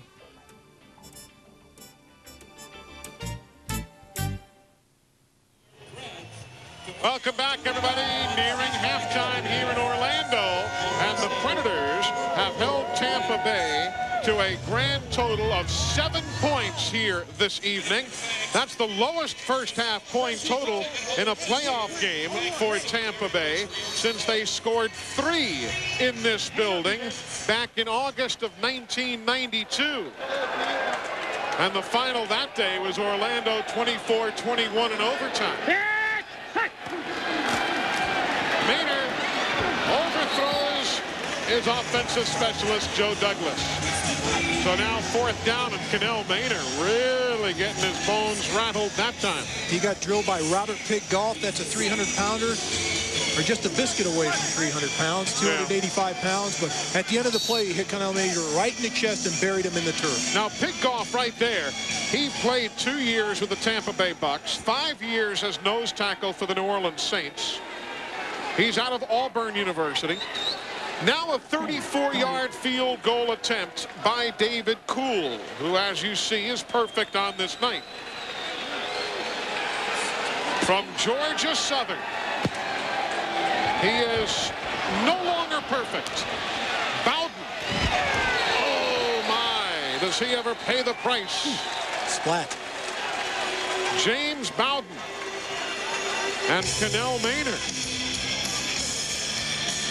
No, the 34-yard field goal attempt by Kuhl is no good. Eli, you can just feel the intensity. The momentum has gone to Orlando at this point over Tampa Bay. They're hustling on every single play. They're laying hits on Tampa Bay on offense, defense, and special teams. Right now, Tampa Bay has to pick up the intensity. Hey, folks, when the race towards Arena Bowl 14 continues, superstar Steve Tappan and the top-seeded San Jose SaberCats will be hosting the Oklahoma Wranglers. And this game features 2 of the most ferocious defenses in arena football. So join us tomorrow night from San Jose, 9 p.m. for more Arena Football League quarterfinal action. It's all right here on TNN Sports. Flags, as you saw, inside the final minutes of the opening half. Pass interference. Number 9 defense. 8-yard penalty. Automatic first down. Damon Mason from the Ragin' Cajuns of southwestern Louisiana. That's the 7th flag against Orlando tonight. He was one-on-one with James Bowden on the outside. He saw the play coming. He got beat on the play. Just brought him down. Remember the timeout situation. Tampa in white has all 3. Orlando in black has 2 remaining. John Kaleo loads up to Worthman. Antoine Worthman. Worthman's gonna go. Touchdown, Tampa Bay. 37 yards. Kaleo to Worthman. Touchdown. And we're going to look at this play again. It was a great job of running with the ball by Antoine Worthman, but number 22, Lawrence Samuels, creates the play. In the middle of the play, he throws a tremendous block. Here's a look at it. Here's what Kaleo's looking for. He sees the crossing route, gets the ball to Worthman. Worthman turns it upfield. But down here, we're going to freeze it. I'm going to show you right there. Not 1 block, but 2 blocks by Lawrence Samuels. He took out McIntyre and Cliff Dell. Matt Herkamp for the extra point. Hey, momentum swapping around a bit on that one play, 45-yard drive in 14 seconds. And all it takes is one play like that to change the momentum. Orlando had it. They had it on defense. They had it on offense, shutting down basically the offense of Tampa Bay. But just one play like that, John Kaleo gets the ball to Antoine Worthman, and now they're within a touchdown. Folks, don't forget, coming up at halftime, the Degree halftime report. Jill will be downstairs previewing the upcoming games this weekend in the quarterfinal round of the playoffs. The Ultimate Fans feature. And Mark and myself with highlights and stats. The Degree halftime report from Orlando coming up at intermission. Talk about going to the bank. Eli, that's only his 9th reception of the year and his 2nd touchdown. But right here, keep your eye on number 22. Gets the block right there because he sees it coming. At the end of the play, he's going to stay with his block. Now he turns the defender, gets that block, and watch here. He's going to get 1, 2, gets the double ding. Touchdown, Tampa Bay. That's outstanding hustle down the field of play by Lawrence Samuels. Lawrence Samuels, brother of Chris Samuels. Number 3 draft choice of the Washington Redskins. He's going to dance like that every time I say Redskins. What is that? Now, you know the great thing about Chris Samuels? Yeah. Besides all the money he's making. From Alabama. They came in, and you know what number they gave him? What? Number 60. Before they gave me 73, when I first reported the Washington Redskins as a first-round draft pick, I was number 60 throughout training camp. And then they gave me my old number 73. So I look for greatness from Chris Samuels. I know they predict it, but just that touch of wearing the same number, I think that's going to carry him probably to the next level. And maybe he'll get off the 2nd team and get to the 1st team. I mean, the honor of wearing Pig Goff's number is something you just can't overstate. Hey, that's something to be proud of. Now, Chris Samuels, if the Redskins come back and get to the Super Bowl, he will be brought into the Hogs. The Hogs, the infamous Hogs. We may vote him in if they get there. He's not there yet. He's just a piglet. We may bring him into the fold. Cliff Dell trying to get his contact lens back in place. Right there. Come on, toughen up. Get that laser surgery thing, you know? You don't need contacts. Be a real man. I never wore contacts when I played, but of course, if I couldn't see a 300-pounder 5 feet away from me, I should have been playing football in the first place. Antoine Worthman with that touchdown catch. His first career postseason reception and his first career postseason touchdown. Good time for it to come. Now a member of last year's all-rookie team, Matt Herkamp. Pulled his quad and had a groin pull back in week number 1, and that began the revolving door of place kickers for Tampa Bay. What usually happens with an athlete, if you pull a muscle, you compensate with the rest of your body and end up pulling another muscle. And particularly kickers, because they're using their hips, they're using their legs. And if you pull a muscle in your hamstring or your quad, something else is going to happen. Yeah. It happens with defensive backs a lot, too. They pull a quad, then the following week they pull a hamstring. Oh, it happens to all of us. If you got the big old heavy sandwich and you carry it with one hand and you can strain that, and you got to go with your other hand, and you kind of feel like you're off a little bit. Cliff Dell spinning around at the 12-yard line. Harvey Middleton, number 17, was there to make the special teams tackle. There's Harvey out of Georgia Tech. Formerly members of the Southeastern Conference. Now in the ACC. Indeed so. Line over here. Here we go. Let's go. Here we go. Left twin, draw roll. 32 stack. 0-1. Ready? Yeah. Now, folks, if you're new to this league, 26.5 seconds and 2 timeouts is an eternity with which to work. Nice grab by Brett Cooper. See how he got his arms under the football and cradled it to make sure everybody in the building saw it was a legal catch. Nicely done. That looks like another Predators. They've got timeout being taken by Orlando. It's going to be their second. Gives me a chance right here to remind you folks that if you love music and you love hamburgers, then Wendy's and TNN want to make you famous. Just log on to that computer address that you see on the screen, sizzlinsounds.com, and you can enter a songwriting contest that can put you on national television and win for you some great prizes. If you'd like, you can visit your local Wendy's restaurant for rules and entry forms, or log on to www.sizzlinsounds.com, and that's a chance at stardom for Wendy's and TNN. You don't have to dress up like that guy, although I bet you he can write you some tunes. That's part of the Florida contingent of the Montoni family. You saw many of them with us in New England last week. Just going to get you for this. That's cousin Montoni, who's, they call him Cammy for short. There's the other Cammy. That's Florida Montoni. That's the other camouflaged member of the Montoni family. Jeff Montoni, our award-winning director. Here's Brett Cooper with a catch. No. Oh, he had it a couple of times, and then it hit the carpet. That was close. He's upset by that. I thought he had a great catch, but the official had a good shot at looking at the ball. It was very close. It looked like he bobbled it the first time, caught it the second time, but the official was right there. Watch at the end of the play. You'll see the official looking in. Great camera work by the cameraman right there. That's a catch. Oh, well, right at the end. Now he was bobbling. That's a good call by the officials. It looked like he had possession, but right at the end, he never gained possession. Keep an eye on it at the end. The fans are booing, but right at the end, keep an eye right there. The ball hits the ground before he has possession.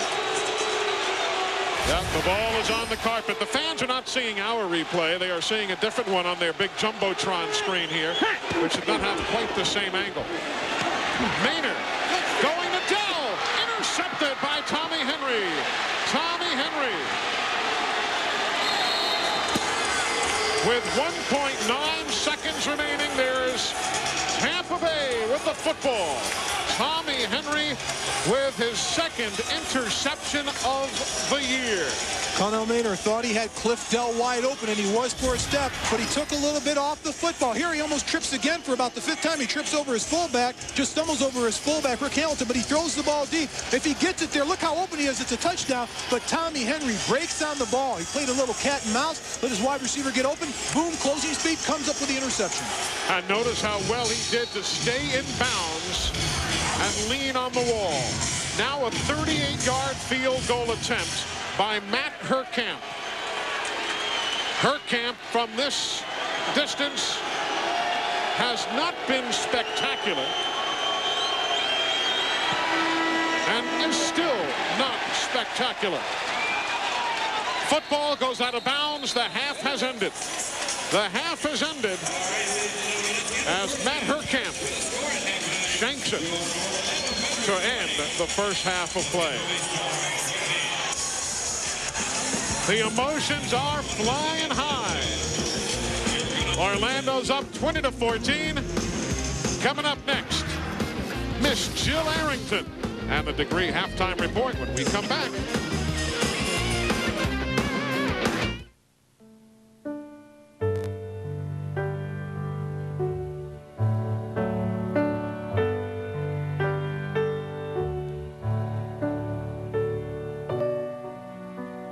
Don't come with instructions on keeping them drug-free. But if they did, this is what they'd say.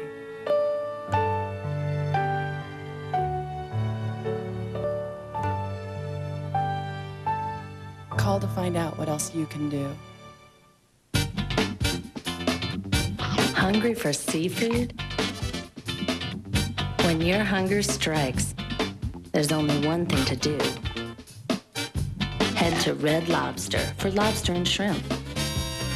Sweet, succulent lobster together with mouth-watering shrimp. Just $12.99 right now at Red Lobster. So hurry in and get it before it's gone. You're sweating like crazy. You got TV cameras all over you. The last thing you want is this white clumpy thing running down your arm. It's just rude. We asked some of the hottest pros under the sun to switch antiperspirants. Degree Invisible Solid?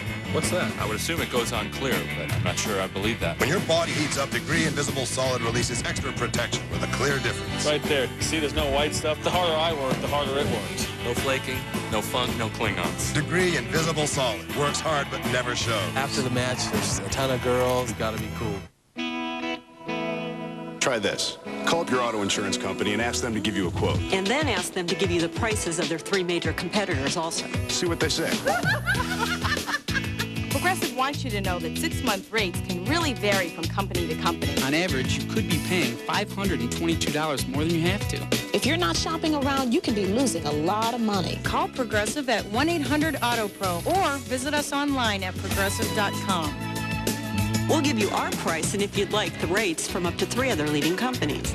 Even if their prices are lower than ours. I didn't believe it either, but it's true. I can go online 24 hours a day and compare rates. We have these things called IRVs, immediate response vehicles. It's like a mini claims office right there in the car. So call us right now at 1-800-AUTO-PRO. If we can't save you money on auto insurance, we'll tell you who can. Shop and buy at Progressive.com or call 1-800-AUTO-PRO. Welcome to the Degree Halftime Report. We're in Orlando, Florida, with a score at halftime. Orlando Predators are leading 20-14 over the Tampa Bay Storm. Well, there are 3 other quarterfinal games coming up on the schedule this weekend, all of which are rematches of the regular season. So for how these teams match up, let's go to Eli Gold to take us inside arena football.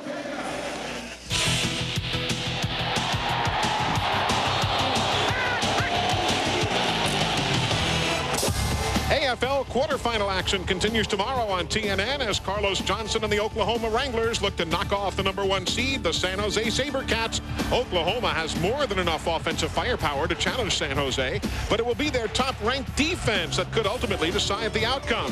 For Darren Arbett's SaberCats, it's all about the offense. Led by potential Player of the Year Steve Pappen, San Jose is putting up better than 60 points a game. Sprinkle in a few guys like Jerry Reese and 6-time Ironman Barry Wagner, and the SaberCats might be on their way to a championship. On Saturday, it's time for the defending champs to put up or shut up as they play host to Arizona. In their first and only meeting this season, Arizona came out smoking, scoring 42 points in a row to start the game before going on to win 59-35. And if that wasn't enough, the Firebirds now must prepare for the playoffs without Eddie Brown. But you can rest assured that a new generation of playmakers are awaiting their chance to shine. No one is happier than the Rattlers about the retirement of Brown, who dashed their playoff hopes a year ago. However, this year, hopes are different. The heroics of Ironman Hunky Cooper and the punishing defense could well be enough for Arizona to rise to the occasion. On Sunday, we'll take a trip to the barn in Iowa as the Barnstormers take on the Nashville Cats. And you can bet the names Garcia and Horacek will be heard at least once or twice. But don't think the Barnstormers are a 2-man show. In fact, the troops in black and gold are always happy to send unwanted visitors home for good. But you can be sure that Nashville won't go quietly. They're bringing their bruising style of play to the Midwest. And they can do it with finesse, too, hitting you from every angle with a variety of weapons. It's no secret that explosive receiver Corey Fleming will lead the charge for Nashville, hoping to gain more than just a victory. They hope to gain respect. So as we recap the playoff schedule for the weekend, tomorrow we will be in San Jose for Oklahoma at top-seeded San Jose. That's 9 o'clock Eastern time tomorrow. Arizona and Albany will be seen on Sunday at 12:30 over on ESPN, while Nashville will be at the barn taking on Iowa at 4:30 Eastern over on ESPN2. When we return to the Degree Halftime Report, we'll take a look at some of the devoted AFL fans that you can find traveling back and forth on I-4. Orlando leads by 6 at halftime. The Degree Halftime Report continues in a moment.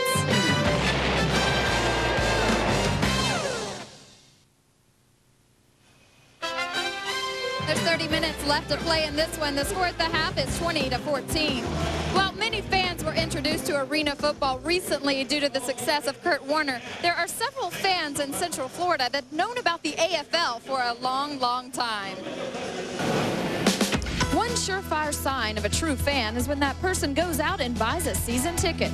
To own season tickets for 2 different franchises, now that's a sign of the ultimate fan. If that's the case, then Orlando has them. And so does Tampa Bay for that matter. Bruce and Gene Newman are season ticket holders from Orlando. But a funny thing happened while making their first trip. While following their Predators, they found themselves in the middle of the storm, and they've been there for the last 10 years. The first preseason opener just happened to be over here. We had never seen a game at all on TV. When we came here, it was our first one, and we fell in love with the game, period. So we said, okay, we're season ticket holders here, too. So now they never miss a home game, Orlando or Tampa Bay. As a matter of fact, they've seen every game the Predators and Storm have played. Bruce and Jean even belong to both fan clubs, which would lead one to believe that would cause a dilemma. If it does, Bruce isn't giving away any secrets. Well, I gotta sit back and relax. I know one team's gonna win, one team's gonna lose. All the weeks, both may win, both may lose, but I just simply love it. And I sit back and relax. I prefer Orlando to win, but I'm not playing, so I just enjoy the game. Enjoying the game is no problem for this couple. As a matter of fact, Jean is ready to go toe-to-toe with any NFL fan who wants to debate the two leagues. I think it's a lot tougher than the NFL if you think about it, because the guys have to play both ways. They also have, it's a lot tougher when they're trying to run. You don't have as much open field to sneak through the line, so I think it's tougher personally. And in outdoors, you do not have those walls. You won't only find Bruce and Jean Newman at every Orlando and Tampa Bay home game. This year, they got in on the act. During a first quarter break, the two fan clubs staged a tug of war, so the Newmans had to make a decision on which side to defend. Since they actually live in Orlando, they sided with the Predators fan club. Well, Jay Gruden can only hope they perform better from their seats than they did in this competition. But while a lot of people like to declare themselves #1 in the fan category, Bruce feels he and his wife are on a solid ground when stating their case. Seeing if I got to support two teams, I think that answers that question pretty much. I love it. Oh, there you see Jay Gruden. He's got a lot to be pumped up about. His team is up by 6. When we come back to the Degree halftime report, Eli and Mark will recap the first half with highlights and stats. 3D. Okay, boys. Last one up, so right there. Ready or not, here I come. Throw a backyard bash. Let the games begin. I spy something tan. Backyard games are never so much fun. Duck, duck, goose. The most intense 4-player chopper game, Army Men Air Combat for Nintendo 64 game console, rated T for Teen. Army Men Air Combat. Good to go. I need a car. Shopping for a used car will never be the same. No, a convertible, a red one, with under 15,000 miles. Welcome to Autotrader.com. With 1.5 million used cars updated daily, it's the biggest, best used car site on the planet. You couldn't help me with a loan, could you? Can we help you? Autotrader.com. Your car is waiting. Hey, Jeff. Timbo, you like to make a lot of left turns? Well... Check this baby out. This thing was born to take left turns. Oversized tires, roll bar. Check out that wing on top. The Pentoil World of Outlaws on TNN. The path of spiritual enlightenment lies before you. Call me now for your free tarot reading. I see money coming into the house by the 10 of Pentacles. Everything's looking irie there. There is a child, isn't there? Yeah. I see, I must say, little boy? Yeah. Yeah, I see the little boy. Little boy looks strong. I don't like how he makes his money. You understand what I'm saying to you? Yeah. You know what I'm talking about. We're not going to put everything on Front Street. Who's the short man with no money in his pocket? He's a young one. And he's broke. What do you want him for? And he has a mustache, right? Yeah. And there's a birthmark somewhere on his face, correct? A mole or a scar or something? Yeah. Yeah, that's the daddy. Oh, yes. That's the daddy. Congratulations, Mommy. I'm glad I made you happy. Experience the power of a real tarot reading. There is no substitute. Call me for your free reading now and let Miss Cleo help you answer your question. 1-800-994-4557. The TD Waterhouse Centre in Orlando. The fans settling in for the start of half number 2. We've seen a first 30 minutes and have had a little bit of everything going on, and we hope you've enjoyed it tonight right here on TNN Sports. Eli Gold and Mark May. You know, statistically, in games that that Orlando is leading at the half against Tampa Bay, well, they've gone on to win. They're 8-0 when leading at the half, but this one is far from over, I think. We've seen too many weird things happen. Absolutely. Just throw those records out the window in a playoff game like this in a big rivalry. Doesn't matter. Those guys are out there. They're playing for everything, giving it their all. Why don't we check out some of the highlights, because this game began with a big bang. Play number 1, Cannell Maynor finding Cliff Dell. And right here, right off the bat, you want to stick the dagger in your opponent in a big game like this, and they do the first play right out of the box. But Kaleo comes right back to Samuels. Like I said, it's a rivalry. All the stops are out. You come up with big plays. Both teams have. Weird bounces. We had them off the metal. Matt Storm covers it. And then how about this defensive stuff? Like throwing popcorn at a battleship. You look at this defense, and this is what sets the tempo for Orlando. You're not going to run out us in our area. 4 shots at the goal line, 3 of them runs. They stuffed all 3 of them, and right there, McIntyre comes up with a tip ball. So that's how the game went. Now you check out the statistics. Total yards, pass yards are very close. But I'll tell you what, Orlando's done a pretty good job of running with the football, and Connell Maynard's done a good job of running with the football. The penalties, you see, Orlando has twice as many penalties as Tampa Bay. But here's the key. Those penalties, a couple of those have been on roughing the quarterback. They're sending the message to quarterback John Kaleo that we will hit you every time you throw the football. Jay Gruden allowed us in the locker room at halftime. Our cameras were rolling. He was concerned that they're outplaying Tampa, but they were only up by a TD. Halftime, we got 24-14 lead. Now we're very upset in here because we're beating the daylights out of them, but we're only up 20-14 and they got the possession. So they're feeling like champs right now because they're only down 6 and they just got the living crap knocked out of that half. Giving up 2 touchdowns, 2 of them we shouldn't have given up. All right, but they got good players. They're going to make some plays. Keep hunkering down on defense. They've got nothing for us. All right, we're going to cover everything. We're going to get after Kaleo. Offensively, shooting ourselves in the foot. Lining up wrong. We're making some bad throws. We're dropping some balls. Some bad calls on my part, but we'll get that corrected. We got everything we want down the field as long as we get protection. All right? That's what the coach had to say at the half. I love it. I'll tell you what, he gets to the point, he pumps his team up saying, hey, we're ahead. We should be ahead by more. Keep doing what you're doing. We're going to change a few things. Hey, I made a few mistakes. That's a smart coach. Because the players sit there and say, hey, the coach is stepping up to the plate. It's time for us to respond. James Bowden is the deep man for Tampa Bay. That is he with the football.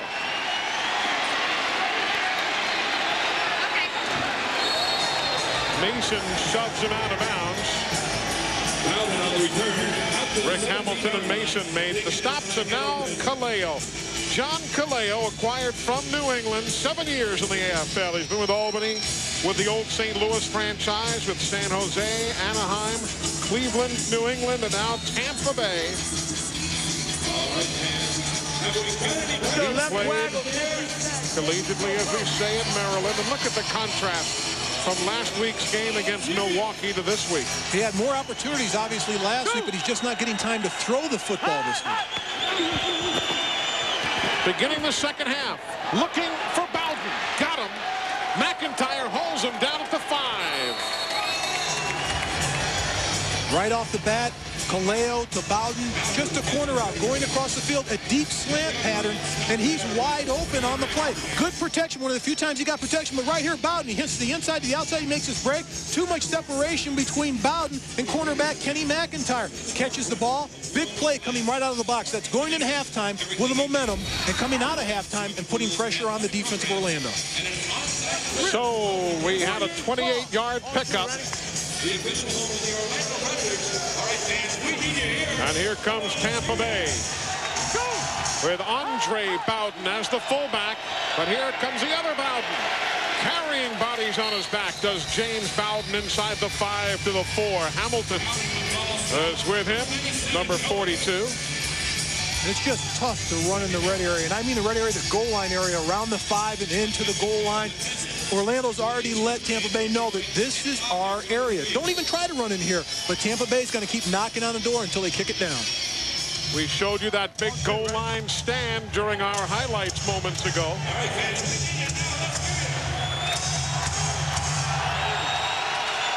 This is for Tampa Bay to take the first lead for them this evening. Kaleo intercepted by Cooper. There's a flag in the end zone. Here comes Cooper. Brett's gonna go. Touchdown Orlando, but there is a flag in the end zone. It will be a 50-yard interception run back if it counts, but there is likely to be a defensive interference call against Orlando in the end zone. It appears it's going to be on Kenny Mason, defensive secondary for the Orlando Predators. The reason why the interception was good is because Kaleo tried to throw the ball in the end zone. He tied up the wide receiver in the corner. Holding, number 9 of the defense. Pass the distance, automatic first down. Damon Mason is the guilty party. On the replay, look at the right side of your screen. You're looking for number 9 in black. Keep an eye right here. There you go. There he is. On James Bowden, he just pushes him down before the ball gets there. That's pass interference. And he didn't like the call, but seldom does a penalized player agree with the call. Boy. And Eli, a situation like that, if you're beat on the goal line, go ahead, do something like that, push the receiver down, don't let him have an easy catch for a touchdown. Bowden cannot get in on the first try, but he does get to the goal line on the second. Does he break the plane, however? No, say the officials. You see, there is not a single indication of a touchdown. He came up shy, did Andre Bowden. Well, that's a great job of Bowden, keeping his feet moving, not going down, fighting through traffic, grinding away. This is power of football. When you get down by the goal line, you don't go down with the first hit. Right there, he goes through Storm's block. Stay behind the big guys, the offensive linemen. Push, shove, grind, get the ball on the goal line. He just misses crossing the plane to the goal line. But right there, it's very close with the football. There he is with the ball, but his knee was down. His knee was already down at about the 1 or the half-yard line. Does Kaleo keep it, or does Bowden get it? Bowden's got it, but he's not going to get in. Holy cow. Do you believe that? Brett Cooper went underneath everybody. Little number 1. He was like a little groundhog. With Mason on top of him, Cooper and Mason went underneath the pile to keep Bowden out. Coop. What an outstanding job of being a tunnel rat. Timing the ball perfectly. Boom, going under the big guys up front, coming up with a play, getting penetration in the backfield, and stopping running back Andre Bowden. You can't ask for a better tackle than that on a goal line situation. Just very tough to run against Orlando down here on the goal line.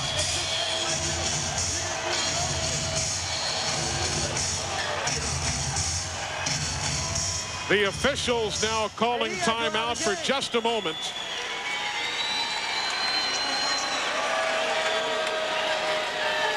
This is an official timeout. And now they will begin to chop the clock and then wind it up.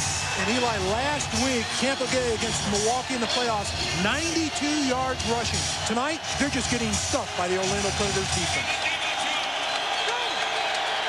Again, Bowden is the fullback. They fake it and go on the option. Kaleo will lose another yard. Kaleo will lose another yard.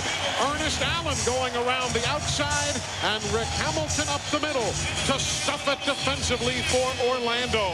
Talk about making a statement on defense. It's penetration by the black shirts over the white shirts. Hamilton firing through the gap. No place for Kaleo to go. No way if you're going to run the option on the outside. When you get penetration on the outside, big Ernest Allen, you're going to see him come up the field here. Kaleo's got to stop. No place to go. He turns it back inside. Hamilton makes the tackle. Look at 95 Allen. He just contained the play on the outside, forcing it back inside, and Rick Hamilton was there to put the capper on it.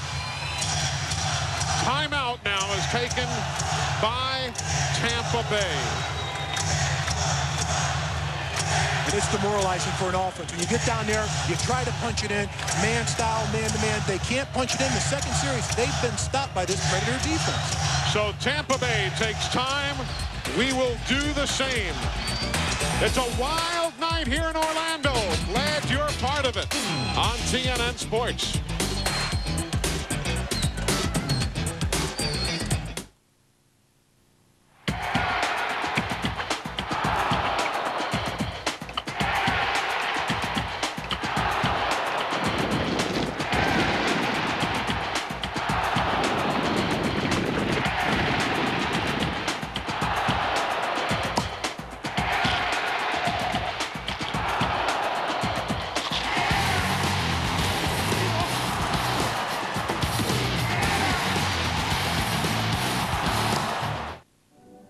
A fact is anything you can convince someone else to believe. Consciousness is that annoying thing between naps. A shower is halfway between bed and the world. A whisper is the fastest way to spread a secret. Karaoke is Japanese for tone deaf. When your juices are going, you see life for what it really is. Have a Starburst and let the real fruit juice do its thing for you. Starburst. Get your juices going. Tom Green here at Muscle Beach with some big, tough weightlifters. We're going to show how new Right Guard Extreme Sport works even under the most extreme conditions. Back, stop!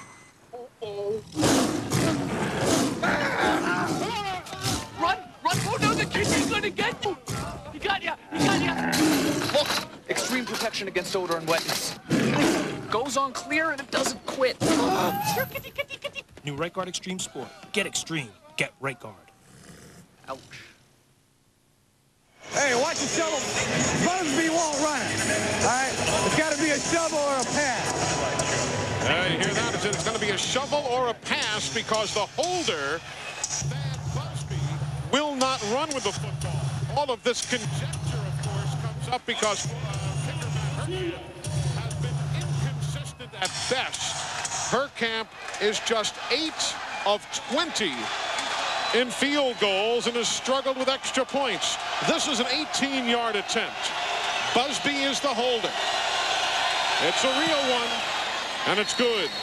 So an 18-yard field goal attempt by Matt Hurkamp is good. But I'll tell you something.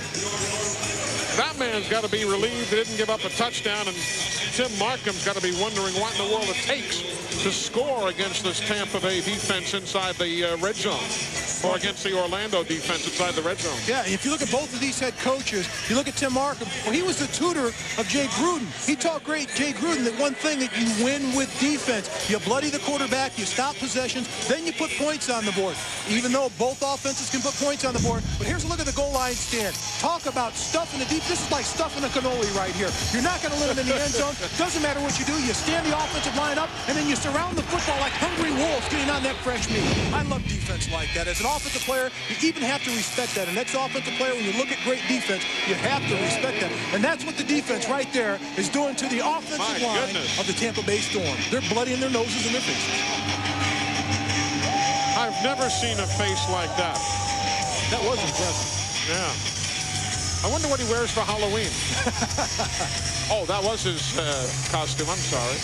Last time we were here, it was Halloween in July. You hadn't joined the telecast yet. Ed Cunningham was still with us, and we saw some inventive outfits that night. Well, that was very inventive. I don't think I've ever seen anything like that. No. I'm going to have to get his name and number and find out how he did that. That was the high-priced costume. All right, here we go as Hurkamp boots it away. Cliff Dell is deep. Through the slack net and right into row number 1. You know, another guy who's been part of this rivalry extensively, Stevie Thomas. He's with Jill downstairs. That's right. Stevie Thomas, there you're injured. You're not in tonight's game. I know they wish you were out there. You played with Tampa for 9 years. Now you're recently with Orlando. How bad did you want to be on the field for this game? Oh, it would have been a dream come true. I mean, I thought about this day for a long time, and it finally got here, but unfortunately, I was injured, so only thing I can say is that for the grace of God, it wasn't meant to be. Well, you said that your knee is getting better, and you might be back. If they win tonight, you'll be back next week to help them out? Well, I will be back next week, because I got a strong feeling that we will win this game, and so next week I'll be ready to roll. I'm sure they can't wait for you to be out there. Back to you, Eli. All right, Jill, Stevie, good to see him here, albeit not in uniform. That was a Cliff Dell reception moments ago. That brings the football out to the 13. Going back to Stevie Thomas, this is a player that they desperately needed. They needed a guy that could go in the red area and fight for yardage and come up with a big play over the middle, go in the middle of the football field and challenge the defensive secondary and say, hey, I'm here. You're going to have to come and hit me to get this ball away. Intercepted by Samuels off the deflected pass at the line of scrimmage. Cannell Mainer's pass was deflected at the line of scrimmage. I believe Torrey Epps got a hand on that one, and it bounced around in midair, was picked up by Samuels. Watch it again. Who hits it? Good protection up front. It was Torrey Epps, I believe. Torrey Epps gets that big paw up front, knocks the ball down, swats down. If you can't get to the quarterback, just stick your hands up in the air and try to make something happen. And that's a good job by Epps of timing the ball and putting his hand in the air. Now listen to this, folks. Orlando's offense, since they recovered their own kickoff, remember that play a while back? They've only had 14 offensive plays for 38 yards and 2 turnovers. That is all. Now Kaleo trying to give Tampa Bay their first lead of the night. Looking for Samuels. Flag on the play. Samuels was tied up in a neat package by the glove, Kenny McIntyre. I think that's going to be offensive. I think that's going to be against Samuels because it looked like McIntyre had position. Samuels had both hands on McIntyre's jersey. Let's see if the officials call it the same way.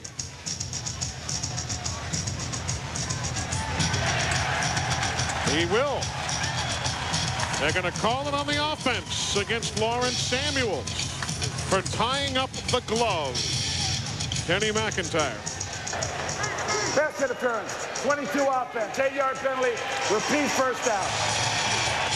Fourth flag of the night against Tampa Bay. That is all. What happens is you never stop your route. Watch Samuels. Both hands are on McIntyre right here. He's not even fighting or looking for the football, but both of his hands are on his chest. Here's a better look at it. Don't ever stop your route. He stops his route. It gives McIntyre a chance to turn his body around. He's got his hands all over him. It's not even close. You know that saying, if the glove is in your eyes, you must penalize. As they throw it away, and there are flags at midfield. You know what brought that to mind? Johnny Cochran was in the hotel lobby. Did you see that? You remember Johnny Cochran? I thought that was him, but I wasn't sure. Yeah. I thought he was taller than that. I did too. He's not a very tall man, fairly broad, but yeah, he was in the hotel lobby today. That's what kind of brought that to mind. Holding. 78 offense with a takedown. The penalty is declined. Second down. A takedown by Michael Early. Did you get 2 or 3 points for that takedown? In international rules, I think it's 3. Michael Early protecting your quarterback. I'll tell you what, if a guy gets around you, defender gets around you, and you don't have position, you do what it takes to protect your quarterback. You don't want a clean hit on Kaleo. He's been battered around in the first half. I'm pretty sure that head coach Tim Markham said, hey, whatever happens, you don't let anybody touch that quarterback. In order for us to win, he's got to stay clean the entire second half. Early is their third-string center. Tipped and intercepted by Orlando. That was Israel Byrd tipping it, and Wayne Walker grabbing it for the interception. For Walker, it'll be his first interception of the year. Nice job defensively. Here you're going to look at it right there. Brett Cooper comes up, tips the ball. The ball's in the air. Wonderful job of Dell keeping his eyes on the football, and Markham can't be happy about this. Things are finally going his way. When you see a tip ball back there, 9 times out of 10, the defense is coming up with the interception. Exactly as Mark called it right there. Now they're going long to Douglas. Touchdown! Antoine Worthman getting burned for 33 yards. Quarterback Connell Maynard does not wait. As soon as he gets an opportunity, he's going deep for the football. Notoriously, the Orlando offense, they're dink and dunk and take their opportunities and don't throw deep. But tonight I talked to head coach Jay Gruden before the game. What he told me is, hey, if our offensive line can hold up, we will throw the ball deep. A one-on-one deep slant pattern. Joe Douglas goes to the corner. Easy touchdown. He beats the defender, Antoine Worthman. It's not even close. If you get that much separation, it's going to be a touchdown in any football arena. Now David Kuhl with the extra point. Got it. Big turnaround. Big turnaround. All of a sudden it's a 10-point lead. Tampa Bay had been so close to taking their first lead of the night. It wasn't to be.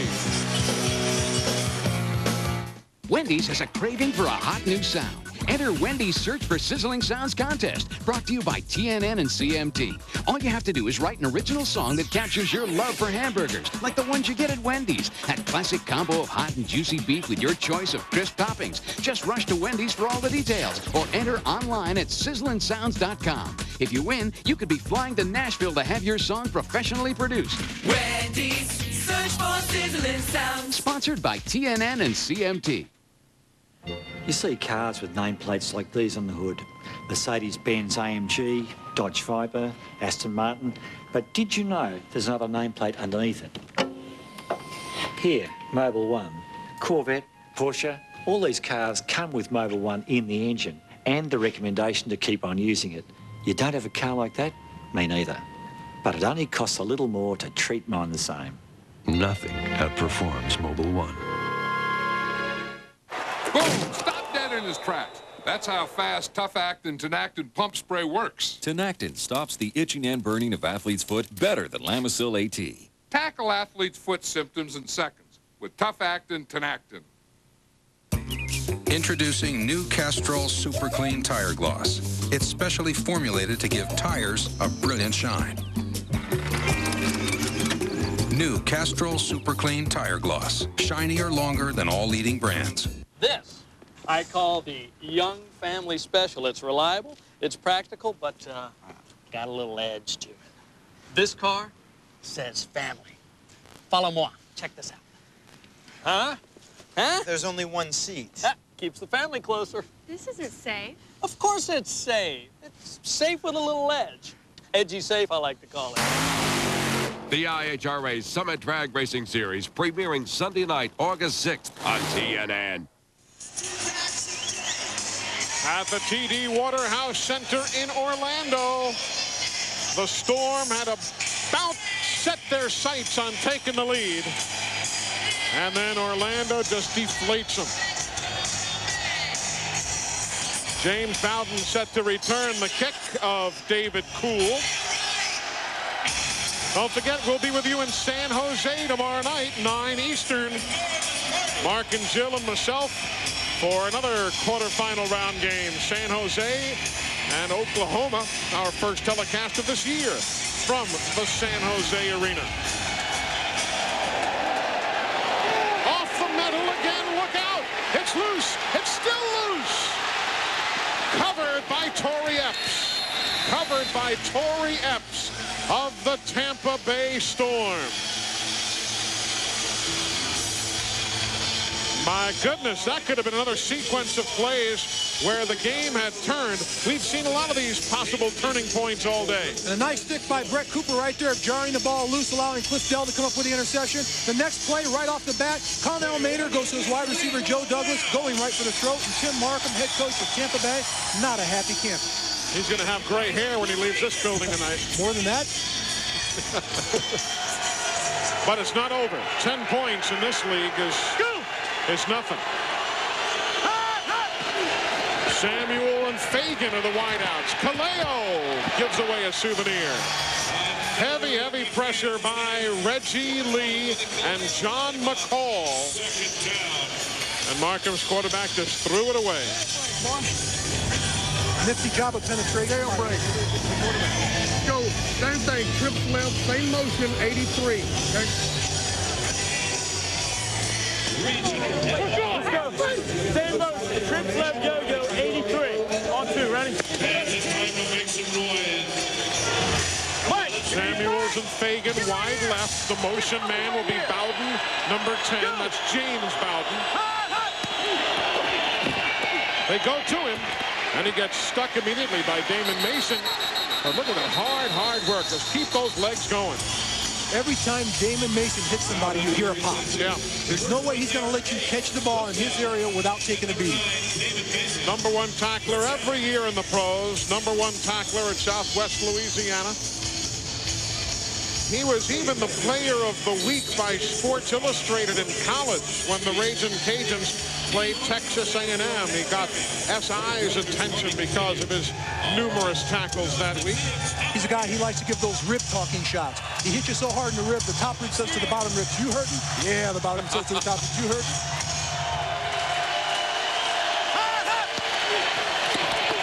Kaleo. That one will be about 4 rows up. Maybe 3 by the time it's cradled by that fan. Rich McKenzie and Reggie Lee getting through. So on this series, the Orlando defensive front has met very little resistance from the Tampa Bay offensive line. And it's always one guy up front that gets free. One play Reggie Lee, then it's Rich McKenzie. And all this is one-on-one. Beat your guy up front, put pressure on the quarterback.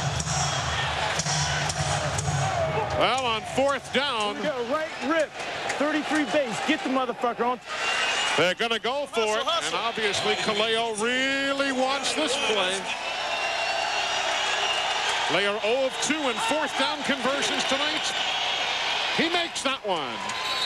They get that one on hard running by Cedric McKinnon out of Bethune-Cookman. He's from Daytona Beach area, Cedric McKinnon is.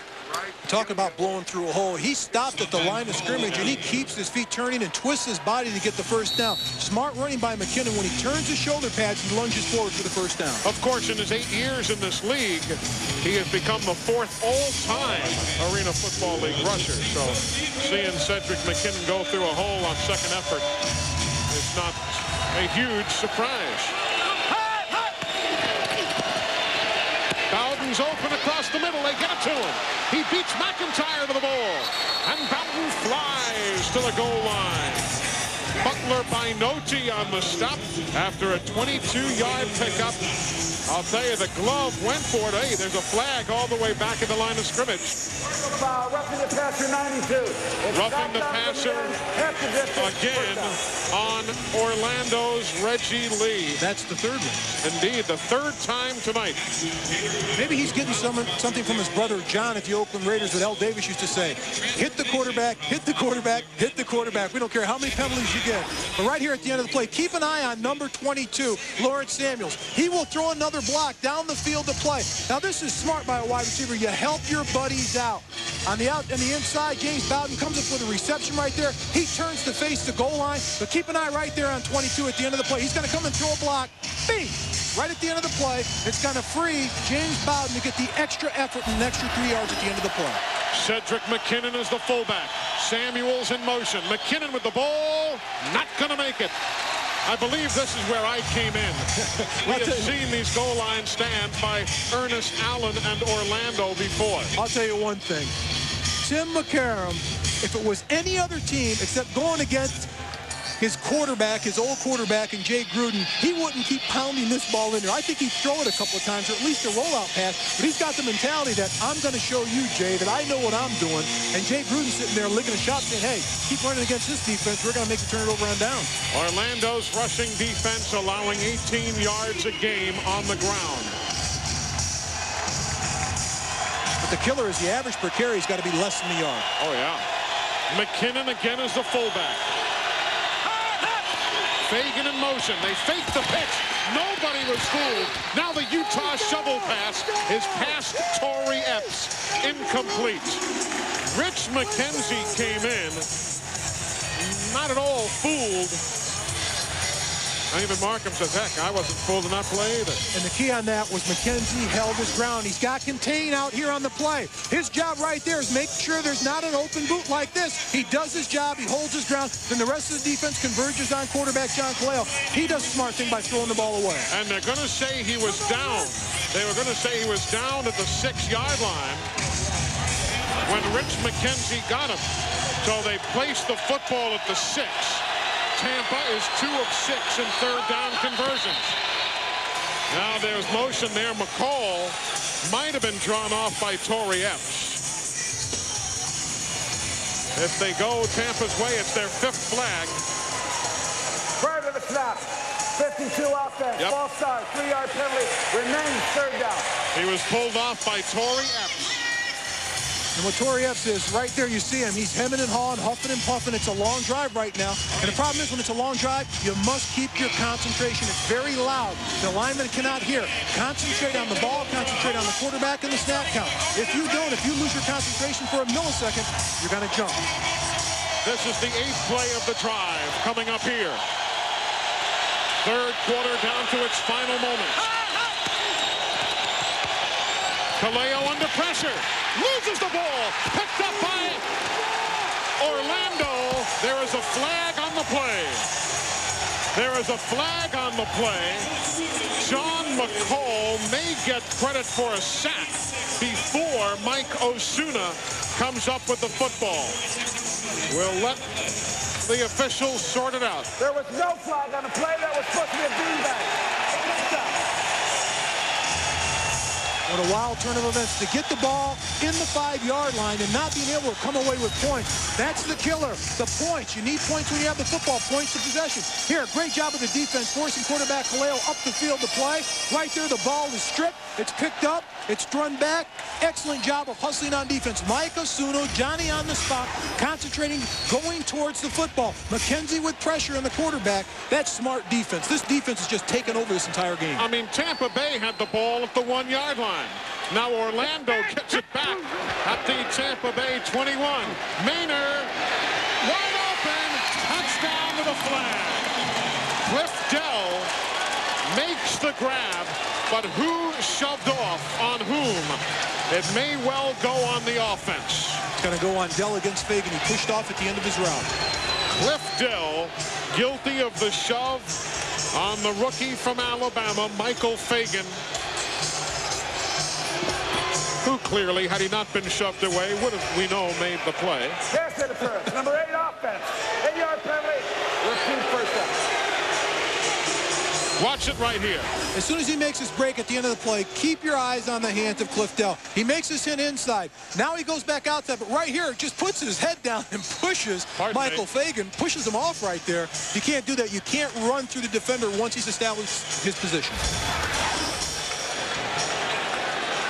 That was one of those things. It was almost like it was unavoidable because as soon as he planted, he just turned and the momentum just ran him into the defender. Flags. Orlando's left side of the line jumped that time.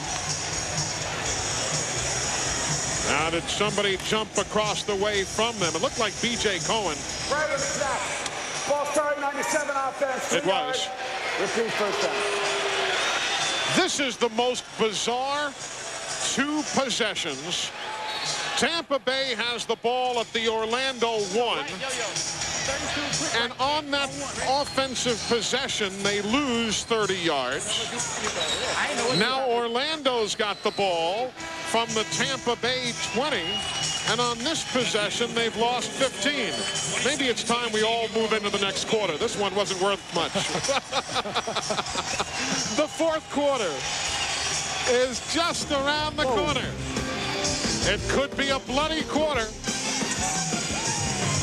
Stay tuned. The war on I-4 down to the final 15 minutes.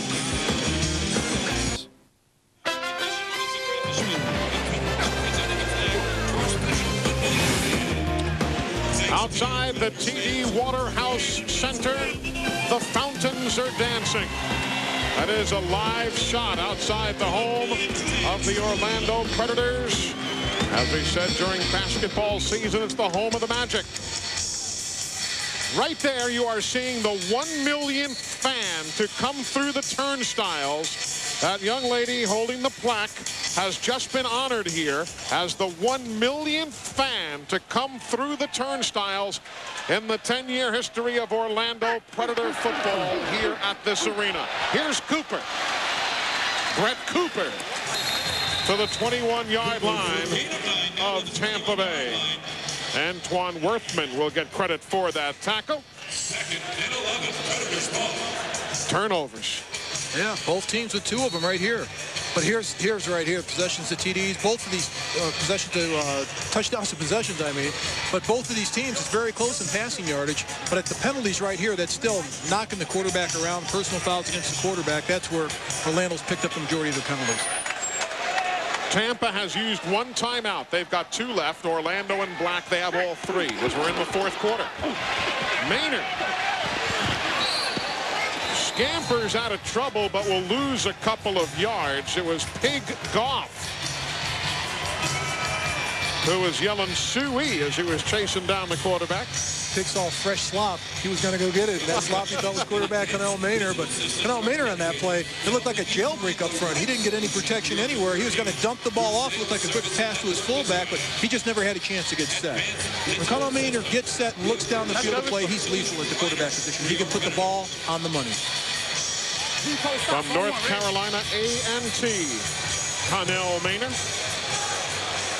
They've got beach balls on the field. You saw them being retrieved at the top of your screen. Hey, Maynard forgot the football. There's a flag on the play, and the football is covered by Orlando, I believe. Rick Hamilton. And that's the quarterback center exchange. They've had a lot of problems with those this year in the fumbles, and you've got a new center in there in Matt Storm starting today over Webby Burnett. But things have gone pretty well. Here we are in the 4th quarter, and the first mishandled snap by Matt Storm. Offense decline. Play stand. 4th down. That's Ty Law. He was about 6 yards downfield by the time the ball was snapped. He needs to do a little better timing out there. And he goes into motion. Ty Law has been quiet tonight. Normally we're calling his name a number of times. He has not caught a single pass tonight. Here now, a 42-yard attempt by David Cool. 42 yards. Nope, off the iron. Football is loose. Football is covered. And a touchback. A touchback as the 42-yard field goal attempt by Cool is just off the mark by inches. So with 12:54 to go in the ball game, it's still a 10-point affair. It's far from over. We need a car? A minivan. No. An SUV. With leather. Blue. Green. Bluish green. Welcome to Autotrader.com. With 1.5 million used cars updated daily, it's the biggest, best used car site on the planet. Now we need insurance. And a loan. Autotrader.com. Your car is waiting.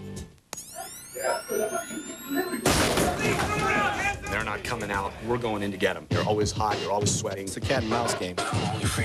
We have some of the hottest detectives on the street to switch antiperspirant. Degree Ultra Dry. Body heat activated. Does this work? When your body heat rises, Degree's powerful Ultra Dry form releases extra protection when you need it most. When the pressure is on, the heat is on, Degree kept up with me. It kept me dry. Degree kicks butt. Degree Ultra Dry. That stuff kicks in and takes care of business. Your body heat turns it on. Book 'em.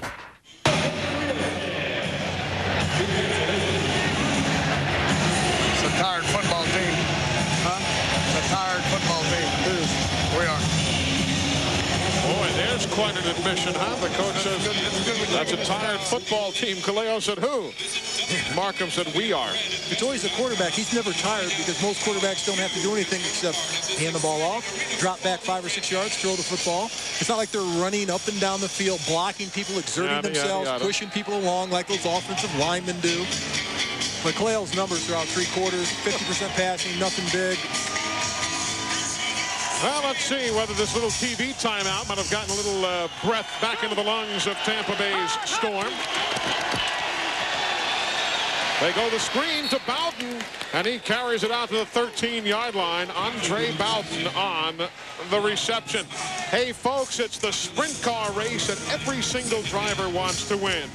The Amoco Knoxville Nationals. Don't miss it. It is sprint car racing's most prestigious race. Saturday night, August the 12th at 10 Eastern and Pacific. You'll see it right here on TNN Sports.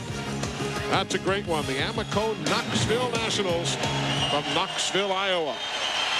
Here's Kaleo to Samuels. Overthrows him and overthrows McIntyre. The rush of the defensive front. Did you catch it, Eli? It was like 4 people just collapsed on quarterback John Kaleo. We've talked before how the Orlando line is really starting to dominate. 1, 2, 3, right there, and there's a 4th one and 42. Hamilton. Rick Hamilton. That's pressure on the quarterback. Particularly in crunch time, you want to let the quarterback know there's going to be a hand in his face. He's going to get dumped around. There's going to be pressure on the quarterback. Don't give him time to execute. This Orlando front has not done that tonight. They have not given the quarterback time to execute. John Kaleo, he needs better protection from his offensive line up front. From his own 10. Big play. Samuels makes the grab and holds on for the first down. McIntyre hit him. But Lawrence Samuels does a nice job to hang on. I'm impressed with Lawrence Samuels. Big physical receiver, does a lot of blocking down the field of play. Possession type receiver, 6'2", goes after the football. He's always around the football. He's a camera hog. 2 Arena Bowl titles in his 7 years in the league.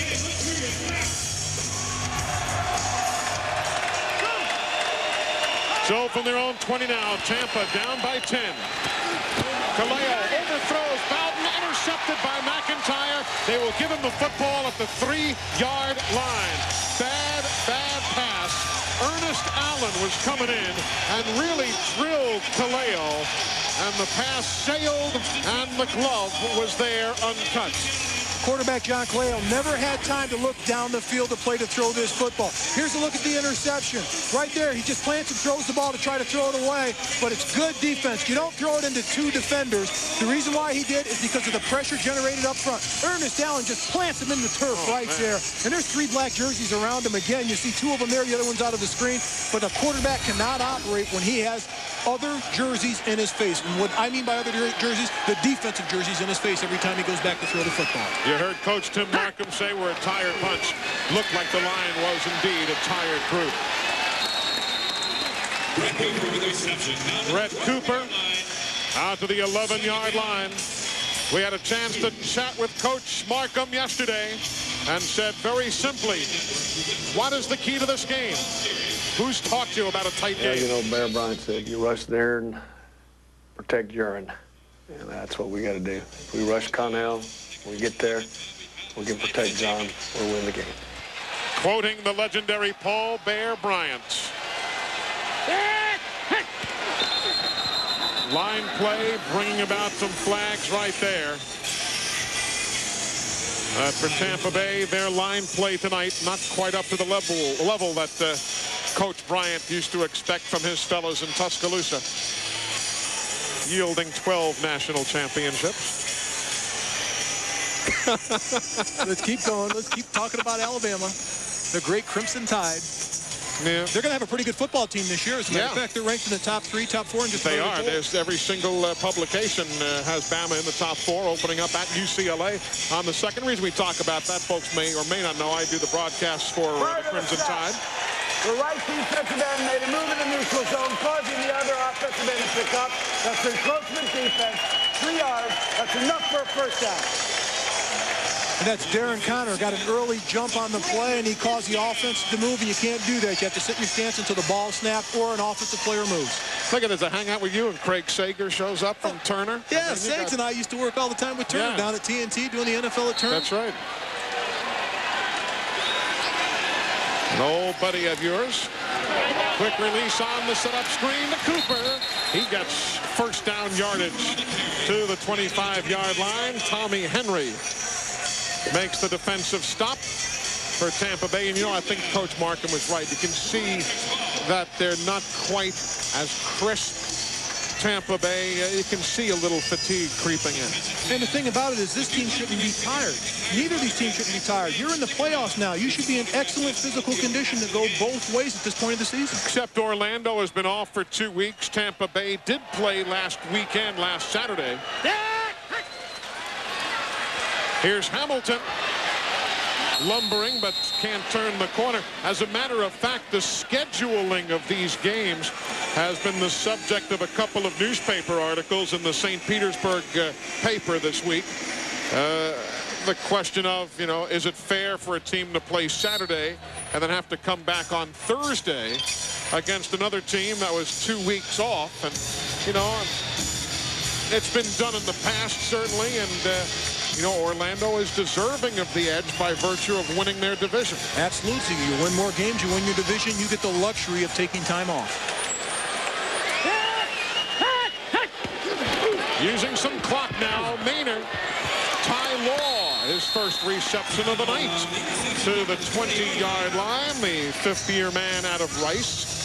You know, I was just thinking, I've talked about guys being rookies, this, that, and the other. Is anybody really a rookie now when you're playing your 14th, 15th game of the year? It's, I guess, technically on paper you are, but not for real. No, and players don't count rookies as rookies towards the end of the season, because once you get about 10 games in, you're not a rookie anymore. You've been indoctrinated into football now. You've had the arrows coming at you. You've been through the wars out there on the field. You should be mature enough to handle almost any situation. You've been through just about anything that can be thrown at you. Here's a third down try. Flags on the play. Orlando's going to be offside, I believe. We'll wait and see. I thought Joe Douglas got a pretty good jump out there. Yeah, the man in motion might well have been across the line of scrimmage significantly, but Darian Connor also moved for Tampa. Offside, 46 defense. That's what they're going to get. That's twice. That's what they're going to get. Darian Connor, he moved in advance of Douglas. That's twice in this series. But what I'm impressed with at this point where Orlando has taken over this game. And here's how. They love to milk the clock. Take time off the clock. Move the ball down the field to play. Put points on it. It keeps the ball out of the opposing offense's hands. And Connell Maynard is a master at this. He likes the short passes, likes to run with the football, likes to eat the clock up. Working the play clock nicely. Looking for Law. Overthrows him. Ty Law, who caught a pass moments ago, was the fourth different receiver to have caught passes from Connell Maynard this evening. And there's a souvenir.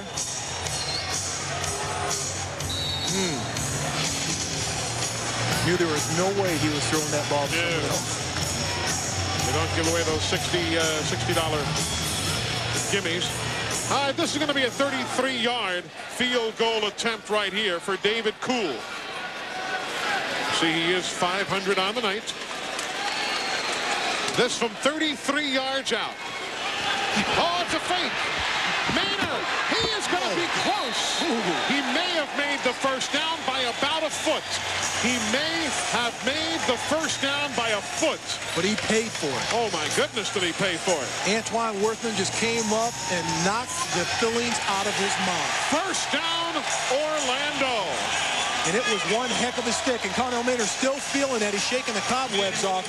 But that was one heck of a stick. You don't see many better than that. He jarred his head back. Connell says if my whole body didn't get the first down, I know parts of me must have, because I was separated right there. This was a snot bubble. He was hit so hard in his chest that a bubble came up in his nose, and that's from his snot. Right here. Bam! Look at that. Just reeled backwards. And that's close on the first down marker, and he paid the price to get the first down for his team. He needed the 15.5-yard line. Look at this stick. Boom! My goodness, Pig Golf just buried him. Big play, because the clock now keeps on running. Caught neatly by Douglas. Picks up 5 to the 10-yard line. He spun around Antoine Worthman. Lawrence Samuels finally put him away. Second down and 7. As I said, this is what Orlando does. Yeah. This is their forte. That's their MO. And Tampa Bay knows this. They know that they've got to create something on defense. But right now, they just don't have it. They've just got the wind taken out of their sails. They just don't have much else defensively. Shift the left field bunch. 32 quick left and wide. On one, ready.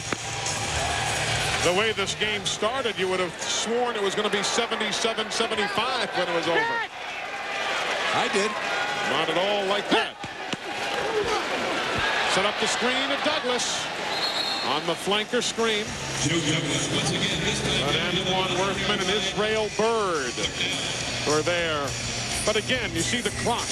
That's as much a part of the Orlando strategy now as is anything else. When they're in this situation, they're almost meticulous on offense. They're going to throw the ball across the middle. They're going to throw it to the outside, a little quick slant pass, a little screen pass to the outside, run the ball with their quarterback, hand the ball to Hamilton, let him run the football. They spread it around enough to keep your defense reeling back on your heels, but they don't go for the big plays as they did earlier. Now it's just the dink and dunk, chew up the clock, get the yardage. 0 of 6 in third down conversions. Maynard with a flag on the play will run it in for a touchdown, but again, there is a flag on the play.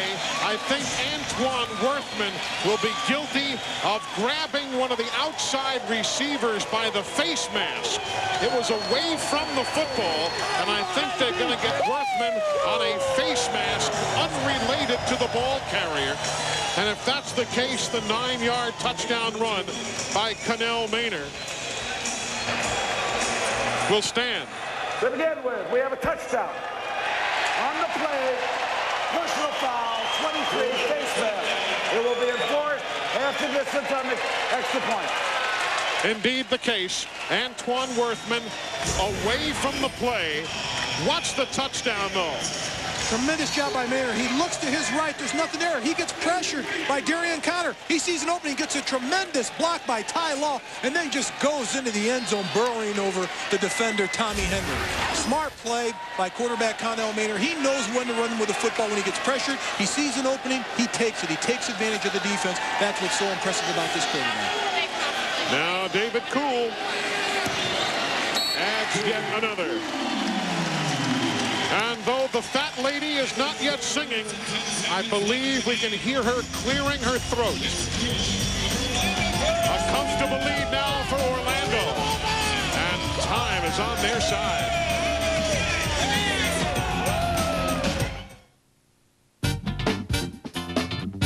Hungry for seafood? When your hunger strikes, there's only one thing to do. Head to Red Lobster for lobster and shrimp. Sweet, succulent lobster together with mouth-watering shrimp. Just $12.99 right now at Red Lobster. So hurry in and get it before it's gone. Boom! Stop dead in his tracks. That's how fast, tough-acting, Tinactin pump spray works. Tinactin stops the itching and burning of athlete's foot better than Lamisil AT. Tackle athlete's foot symptoms in seconds with tough-acting Tinactin. Introducing new Castrol Super Clean Tire Gloss. It's specially formulated to give tires a brilliant shine.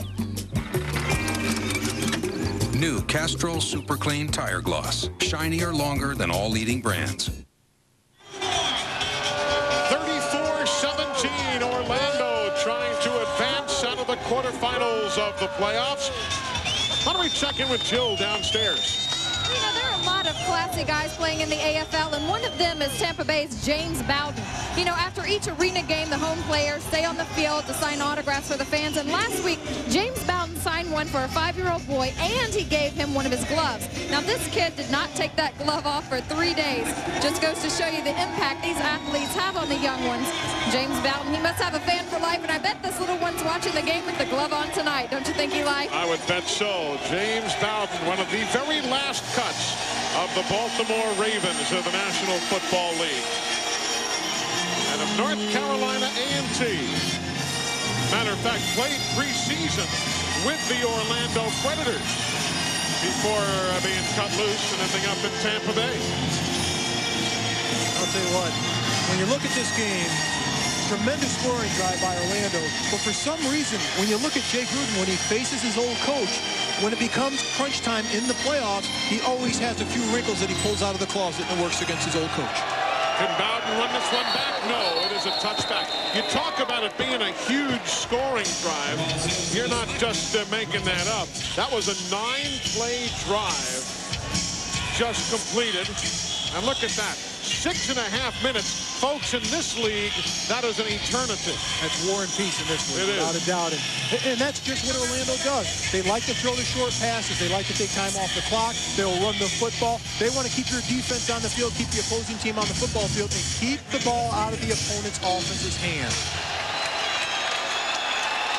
Let's see what Tampa Bay can muster. A completion for a 5-yard pickup. It was Harvey Middleton, only his 17th catch of the year. Tomorrow night, we've got San Jose with the #1 offense in the league against Oklahoma with the #1 defense. Who wins when #1 goes against #1 offense against defense? That's going to be a clash and battle of the Titans, but I'll tell you what, the defense will probably come out early and stop the offense, but once the offense gets in their groove, they're going to be able to put points on the scoreboard. Middleton couldn't hang on there. Harvey just could not quite find the handle. That's going to be a good one tomorrow night. Look at that. Wow. They got as many points in this half as turnovers. You never like to see that if you're Tampa Bay's head coach, Tim Markham, but he's got to get something going. Just come out with a positive note, put some points on the board. He has to keep telling his guys, it's not over yet. We need a quick strike, guys. We need a turnover. They are 2 of 7 in third down conversions. Here's the 3rd and 5. They got that one, Bowden. So they're now 3 of 8 in third down conversions. Remember, Tampa Bay has already used one of their timeouts. They have 2 remaining.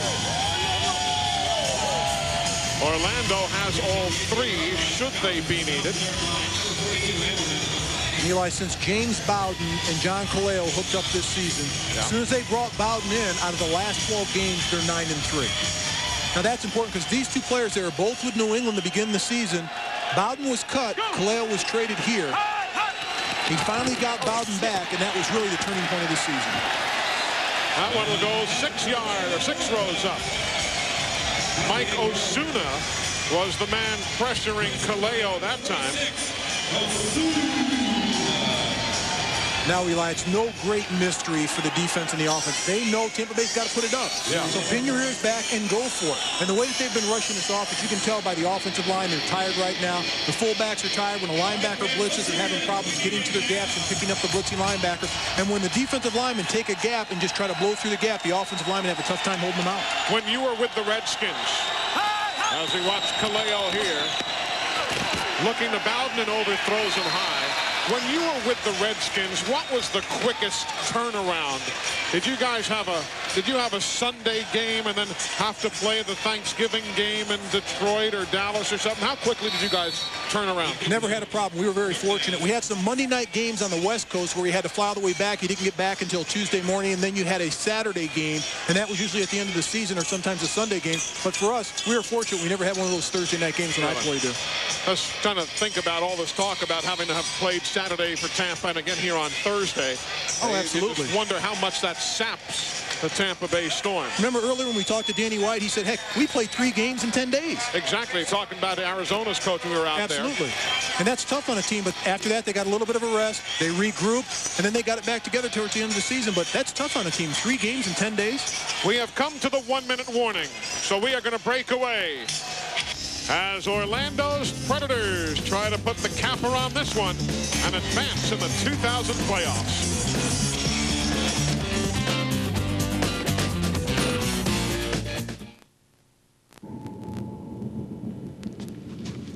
I need a car. Shopping for a used car will never be the same. No, a convertible, a red one, with under 15,000 miles. Welcome to Autotrader.com. With 1.5 million used cars updated daily, it's the biggest, best used car site on the planet. You couldn't help me with a loan, could you? Can we help you? Autotrader.com. Your car is waiting. With a car this old, you expect some miles on the clock. But this one has over 1 million. In a real test Model 1, it equaled 40 laps around the world. Then they tore down the engine, and many of the parts, even the piston rings, were almost like new after 1 million miles. You want your car to last? Use Model 1. And I figure you'll wear out your seats before you wear out your engine. Nothing outperforms Mobile 1. 3DO. Okay, boys. Last one up, so right there. Ready or not, here I come. Throw a backyard bash. Let the games begin. I spy something tan. Backyard games are never so much fun. Duck, goose. The most intense 4-player chopper game, Army Men Air Combat for Nintendo 64 game console, rated T for Teen. Army Men Air Combat. Good to go. TNN Action Wednesdays. One hot night. Who has the dead man's gun this week on TNN? My real name's Jack Cito. A boxer and his manager, Max. Good night, sweetheart. Every cent we have is on that fight. Learn that sometimes you win and sometimes you don't. Dead Man's Gun. Wednesday at 10 Eastern, only on TNN Action Wednesdays. One hot night. Now to the sound of the village people, little YMCA action here at the TD Waterhouse Centre. Tomorrow night, the race for Arena Bowl 14 continues. We will be in San Jose. Superstar Steve Pappen and the top-seeded SaberCats hosting the Oklahoma Wranglers. And this game is featuring 2 of the most ferocious defenses in arena football. Oklahoma at San Jose tomorrow night at 9. Hope you can join us from the San Jose Arena. Then, coming up on Sunday, doubleheader action. ESPN has the 12:30 game, Arizona at Albany. And then the Deuce, Sunday at 4:30, Nashville at Iowa, where the Cats have never won. Kaleo. Fagan. He's to the 7-yard line. First catch of the night for Michael Fagan. First-year player out of Alabama. Timeout called by Kaleo, but great protection. This is one of the few times he's had enough protection to step up in the pocket, and a nice move on the outside by Fagan. All this is just a crossing move, and he's able to get away from the defender, Butler Banote. 25-yard pickup, bringing about a timeout by the Tampa Bay Storm. There is Michael Fagan playing for Tim Markham after being on the injured reserves for a good bit of this season. Orlando will have another home game should they win here this evening. As the number 2 seed in the playoffs, Orlando would be home for every game until the championship championship game, the Arena Bowl, pending the fact that San Jose remains alive. San Jose being the #1 seed. That's why it's key in the playoffs to win your division, win as many games as you can, so you have that home field advantage. You're in your stadium, your crowd, your arena. You've got your fans behind you. You're in your own home environment, and it's difficult for a team to go on the road, even though it's 90 miles up I-4, but it's still tough to go in somebody else's backyard in the playoffs and win. It'll be interesting to see that Nashville-Iowa game this weekend. As we said, the Cats haven't won there at the Barn. Now you see the officials again signaling a timeout. The football was inadvertently moved. A little problem for Damon Mason there as he reattaches the chin strap.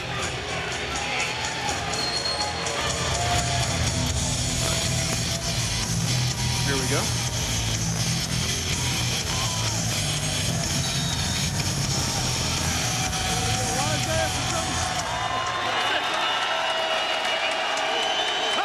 James Bowden in motion. Kaleo knocked down out of midair. There's a flag on the play. Osuna knocked it out of midair, but there's going to be a hold. There was a whole lot of holding going on in close as Osuna knocked the pass down. Let's listen in. Holding, number 9, defense, half the distance. Automatic first down. That's the 11th flag on Orlando. Damon Mason. Damon Mason had pretty tight coverage on the play, but they're battling for the football, but it's very close by the time he gets it right there. It's a push off between both of them, though. Both are pushing off on the play. But the fact that he got his arm wrapped up underneath the arm of Bowden. But in a game like this, it's a playoff game, let the guys play. They're going at it a little bit, a little push here and there. But the rule book is the rule book. From the 5, tipped away by Osuna, who nearly intercepted it.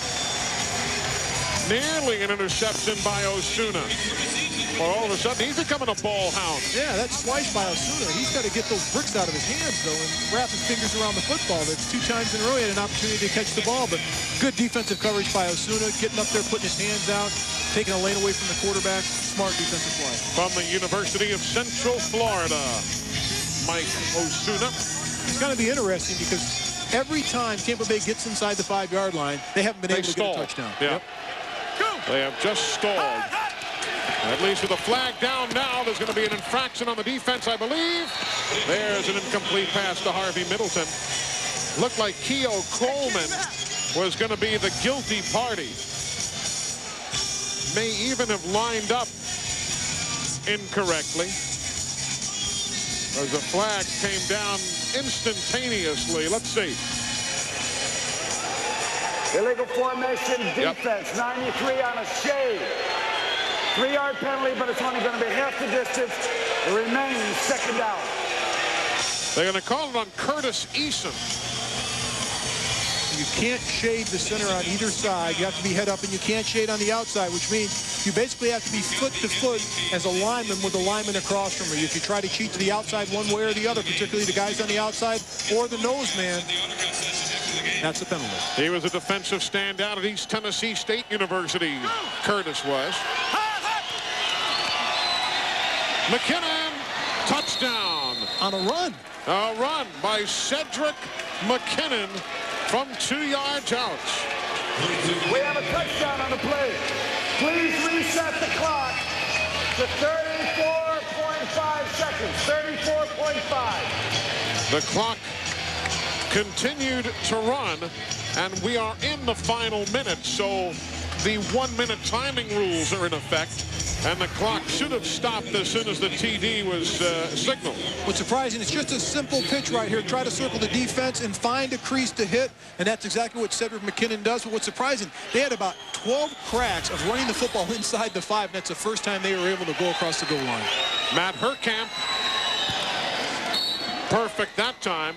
A 9-play drive, 45 yards in 3 minutes and 35 seconds. So Orlando's lead is now, as you see, 10 points. But the Predators will get the football back, and Tampa Bay only has 1 timeout remaining. And there's still a lot of time, I believe. If they can kick an onside kick and recover it and get a quick score, but you never know what's going to happen. You take your shots. In rivalries, you never know what happens.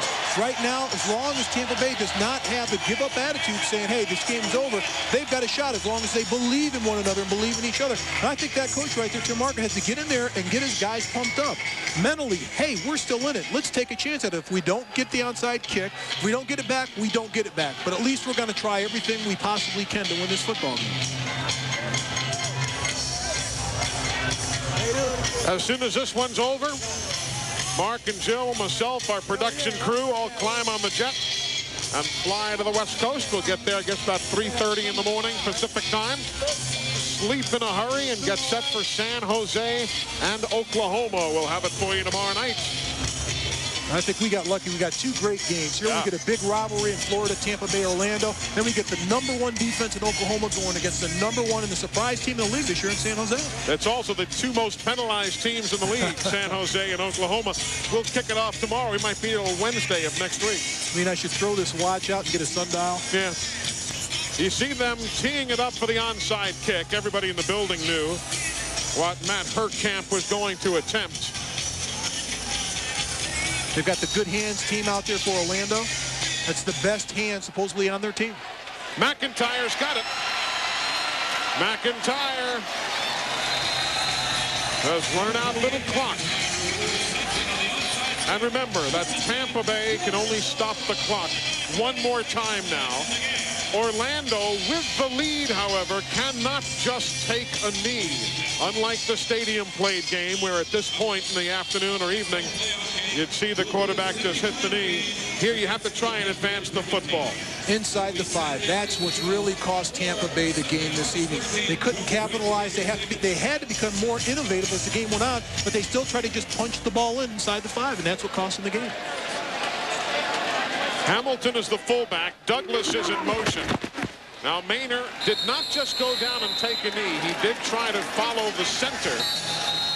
And now the final timeout is being taken by Tampa Bay. So their last timeout is being called. And Connell Maynard, he's been battered tonight. He's taken a beating, but he's hung in there. Takes his time getting up. A little slow getting up, but there you see the timeouts done for Tampa Bay, and Orlando has all of theirs. But Connell Maynard, what a leader out there. Running the football early, taking advantage of what the defense gives him, and throwing the football when he had to, and just slicing and dicing the defense when he had to. Hope you can stick around as soon as the final gun sounds. Jill will be handling the post-game coverage from down on the field. We will have time. We stick around with you until the top of the hour. So we hope you can stay with us for the postmortems from that gentleman and from Jay Gruden and from a few others. That'll be coming up from the jungle, the home of the Predators.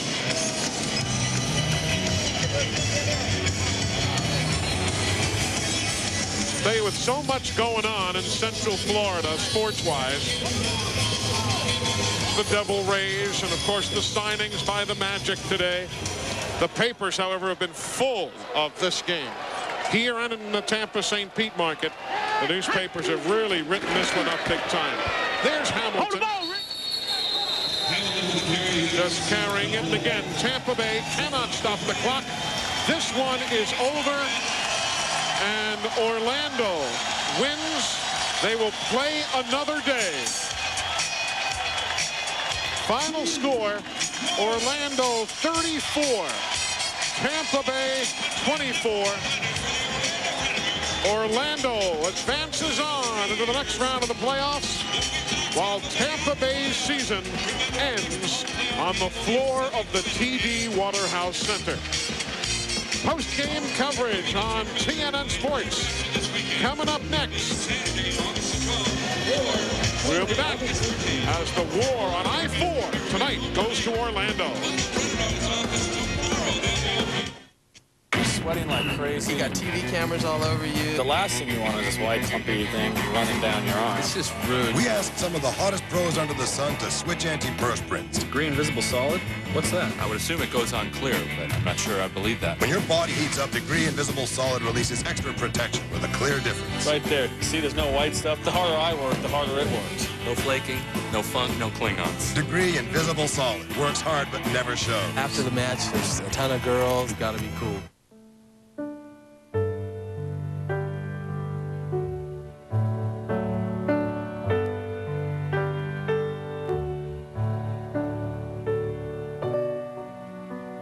Don't come with instructions on keeping them drug-free. But if they did, this is what they'd say.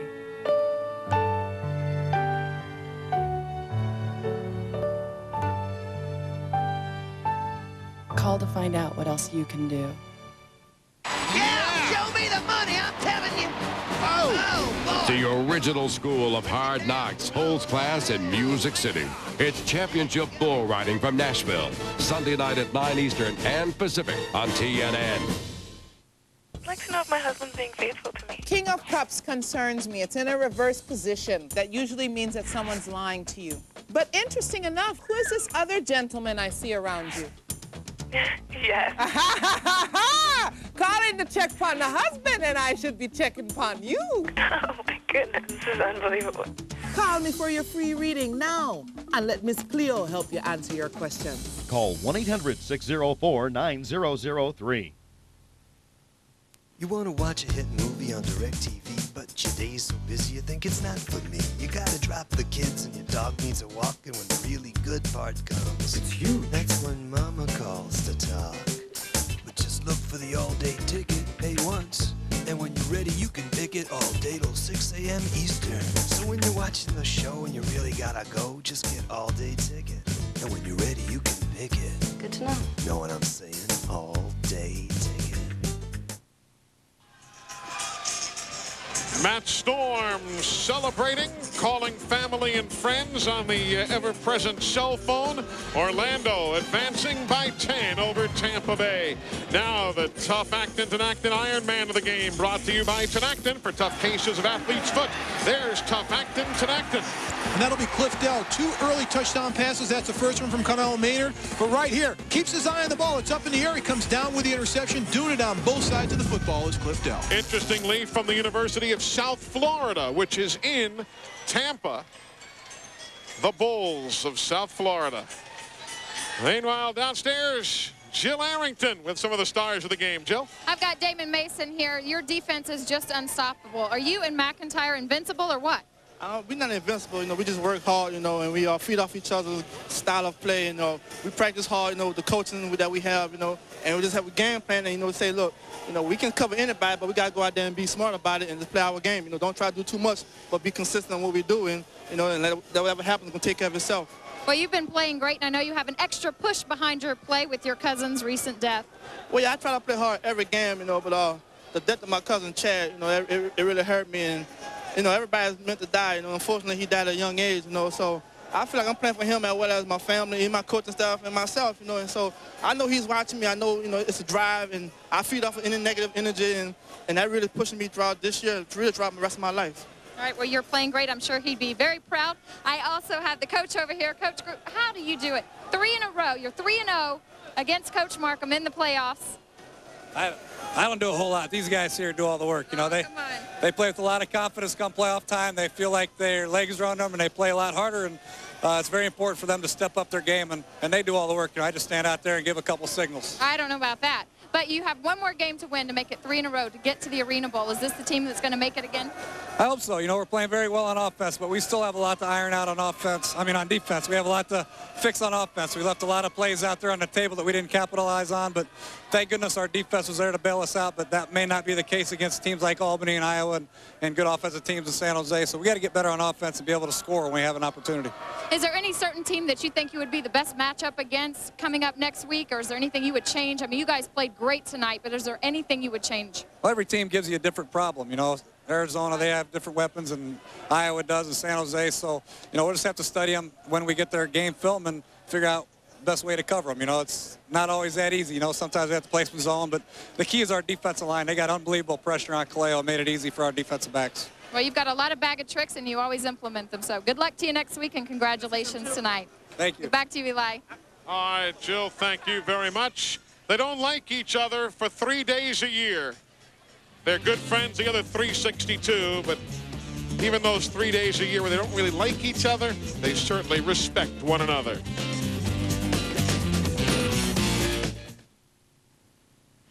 You see cars with nameplates like these on the hood. Mercedes-Benz AMG, Dodge Viper, Aston Martin.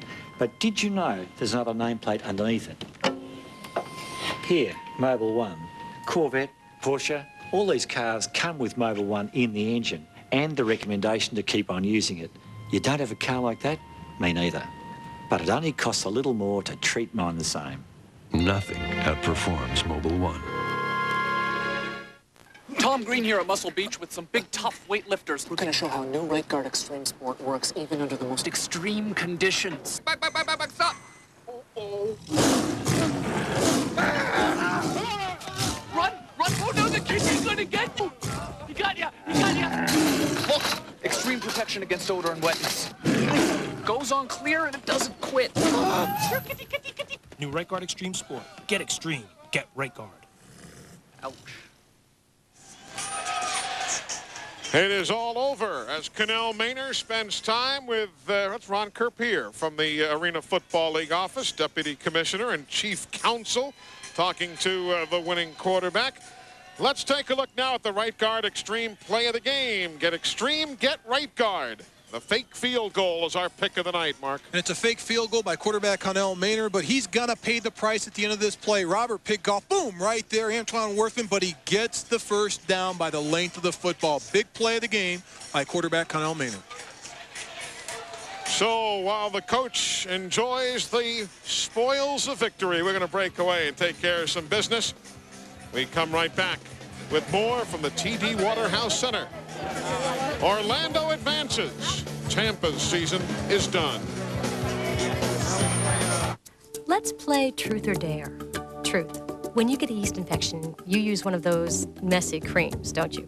Truth. There may be an easier way. It's a pill, Diflucan. Truth. A pill that's as effective as the leading 7-day creams without the mess. Ready for the dare? I dare you to call your doctor to find out more about Diflucan. Sure, it takes a little effort, but tell the truth. A pill that treats a yeast infection is worth it, isn't it? Oral Diflucan, the #1 doctor-prescribed treatment for yeast infections. Kiss those creams goodbye. With Diflucan, there is an increased possibility of side effects compared with creams, including headache, nausea, and abdominal pain. In rare instances, serious effects in the liver and serious allergic reactions were reported. Do not use Diflucan if you are nursing. If you are pregnant or taking other medications, talk to your doctor.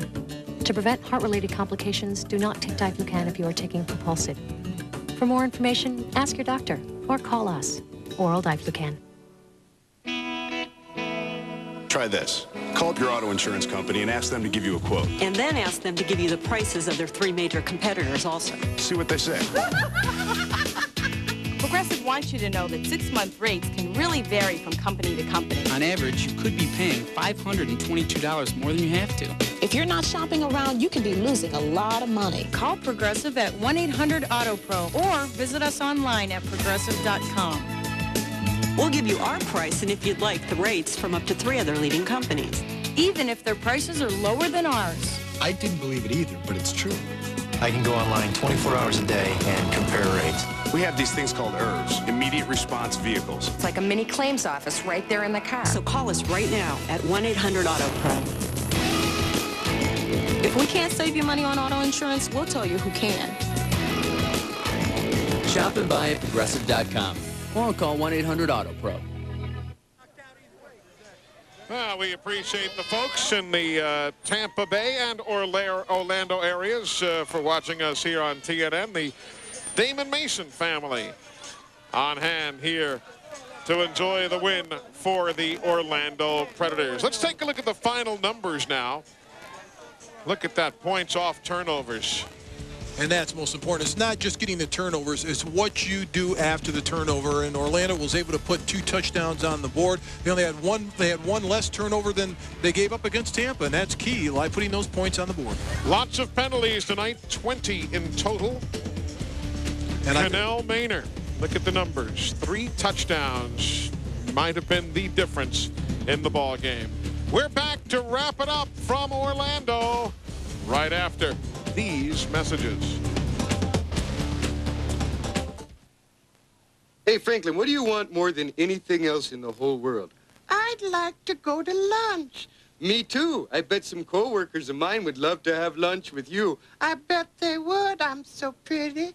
I'm so pretty. Watch this. Pretty, pretty dancing. You can see all this and more at lunch. Pretty, pretty dancing. Not going anywhere for a while? Grab a Snickers. Peanuts, caramel, and chocolate. That ought to hold you. You know what Panda has for lunch? They have bamboo. Hungry? Grab a Snickers. Hi, do you have any mozzarella? Sorry, we're all out. Give me a pound of mozzarella. How about some nice provolone? Where's all the mozzarella? Well, Dave Thomas put it on Wendy's Mozzarella Chicken Supreme. Now we're all out of mozzarella. 2 slices of mozzarella, a plump, juicy whole chicken breast fillet topped with a delicious Parmesan sauce. It's a mouth-watering combination. Dave, Frankie's coming. Dave? Come in and try Wendy's Mozzarella Chicken Supreme today. And remember, Wendy's pickup window's open late, so you can eat great. Thanks for stopping. Even late. No more half-naked women. No more trash. No more fistfights. No more fun. Should we call it Porno Jam? But is this preaching prophet good or evil? Nothing more interesting than a good girl gone bad. He's got the power, but absolute power corrupts, and his thugs kidnap Lindsay, the Golden Girl. Roller Jam. Season premiere. Friday, August 11th on TNN. Well, the war on I-4 living up to its advanced billing tonight, Mark. It definitely was a hard-hitting football game. Hey, offense puts fannies in the seats, but defense wins games, and Orlando's defense stood up to the test. Well, listen, they're revving up the engines on the Jets, so we've got to get going to head to San Jose. Hope you can join us there tomorrow night. More AFL playoffs. Oklahoma traveling to San Jose. Our coverage begins at 9 tomorrow night. This has been a presentation of the Arena Football League. Permission must be granted by the AFL for any reproduction or rebroadcast of this game. For Mark May and Jill Arrington, I'm Eli Gold. Congratulations to Orlando. We'll see you tomorrow night in San Jose.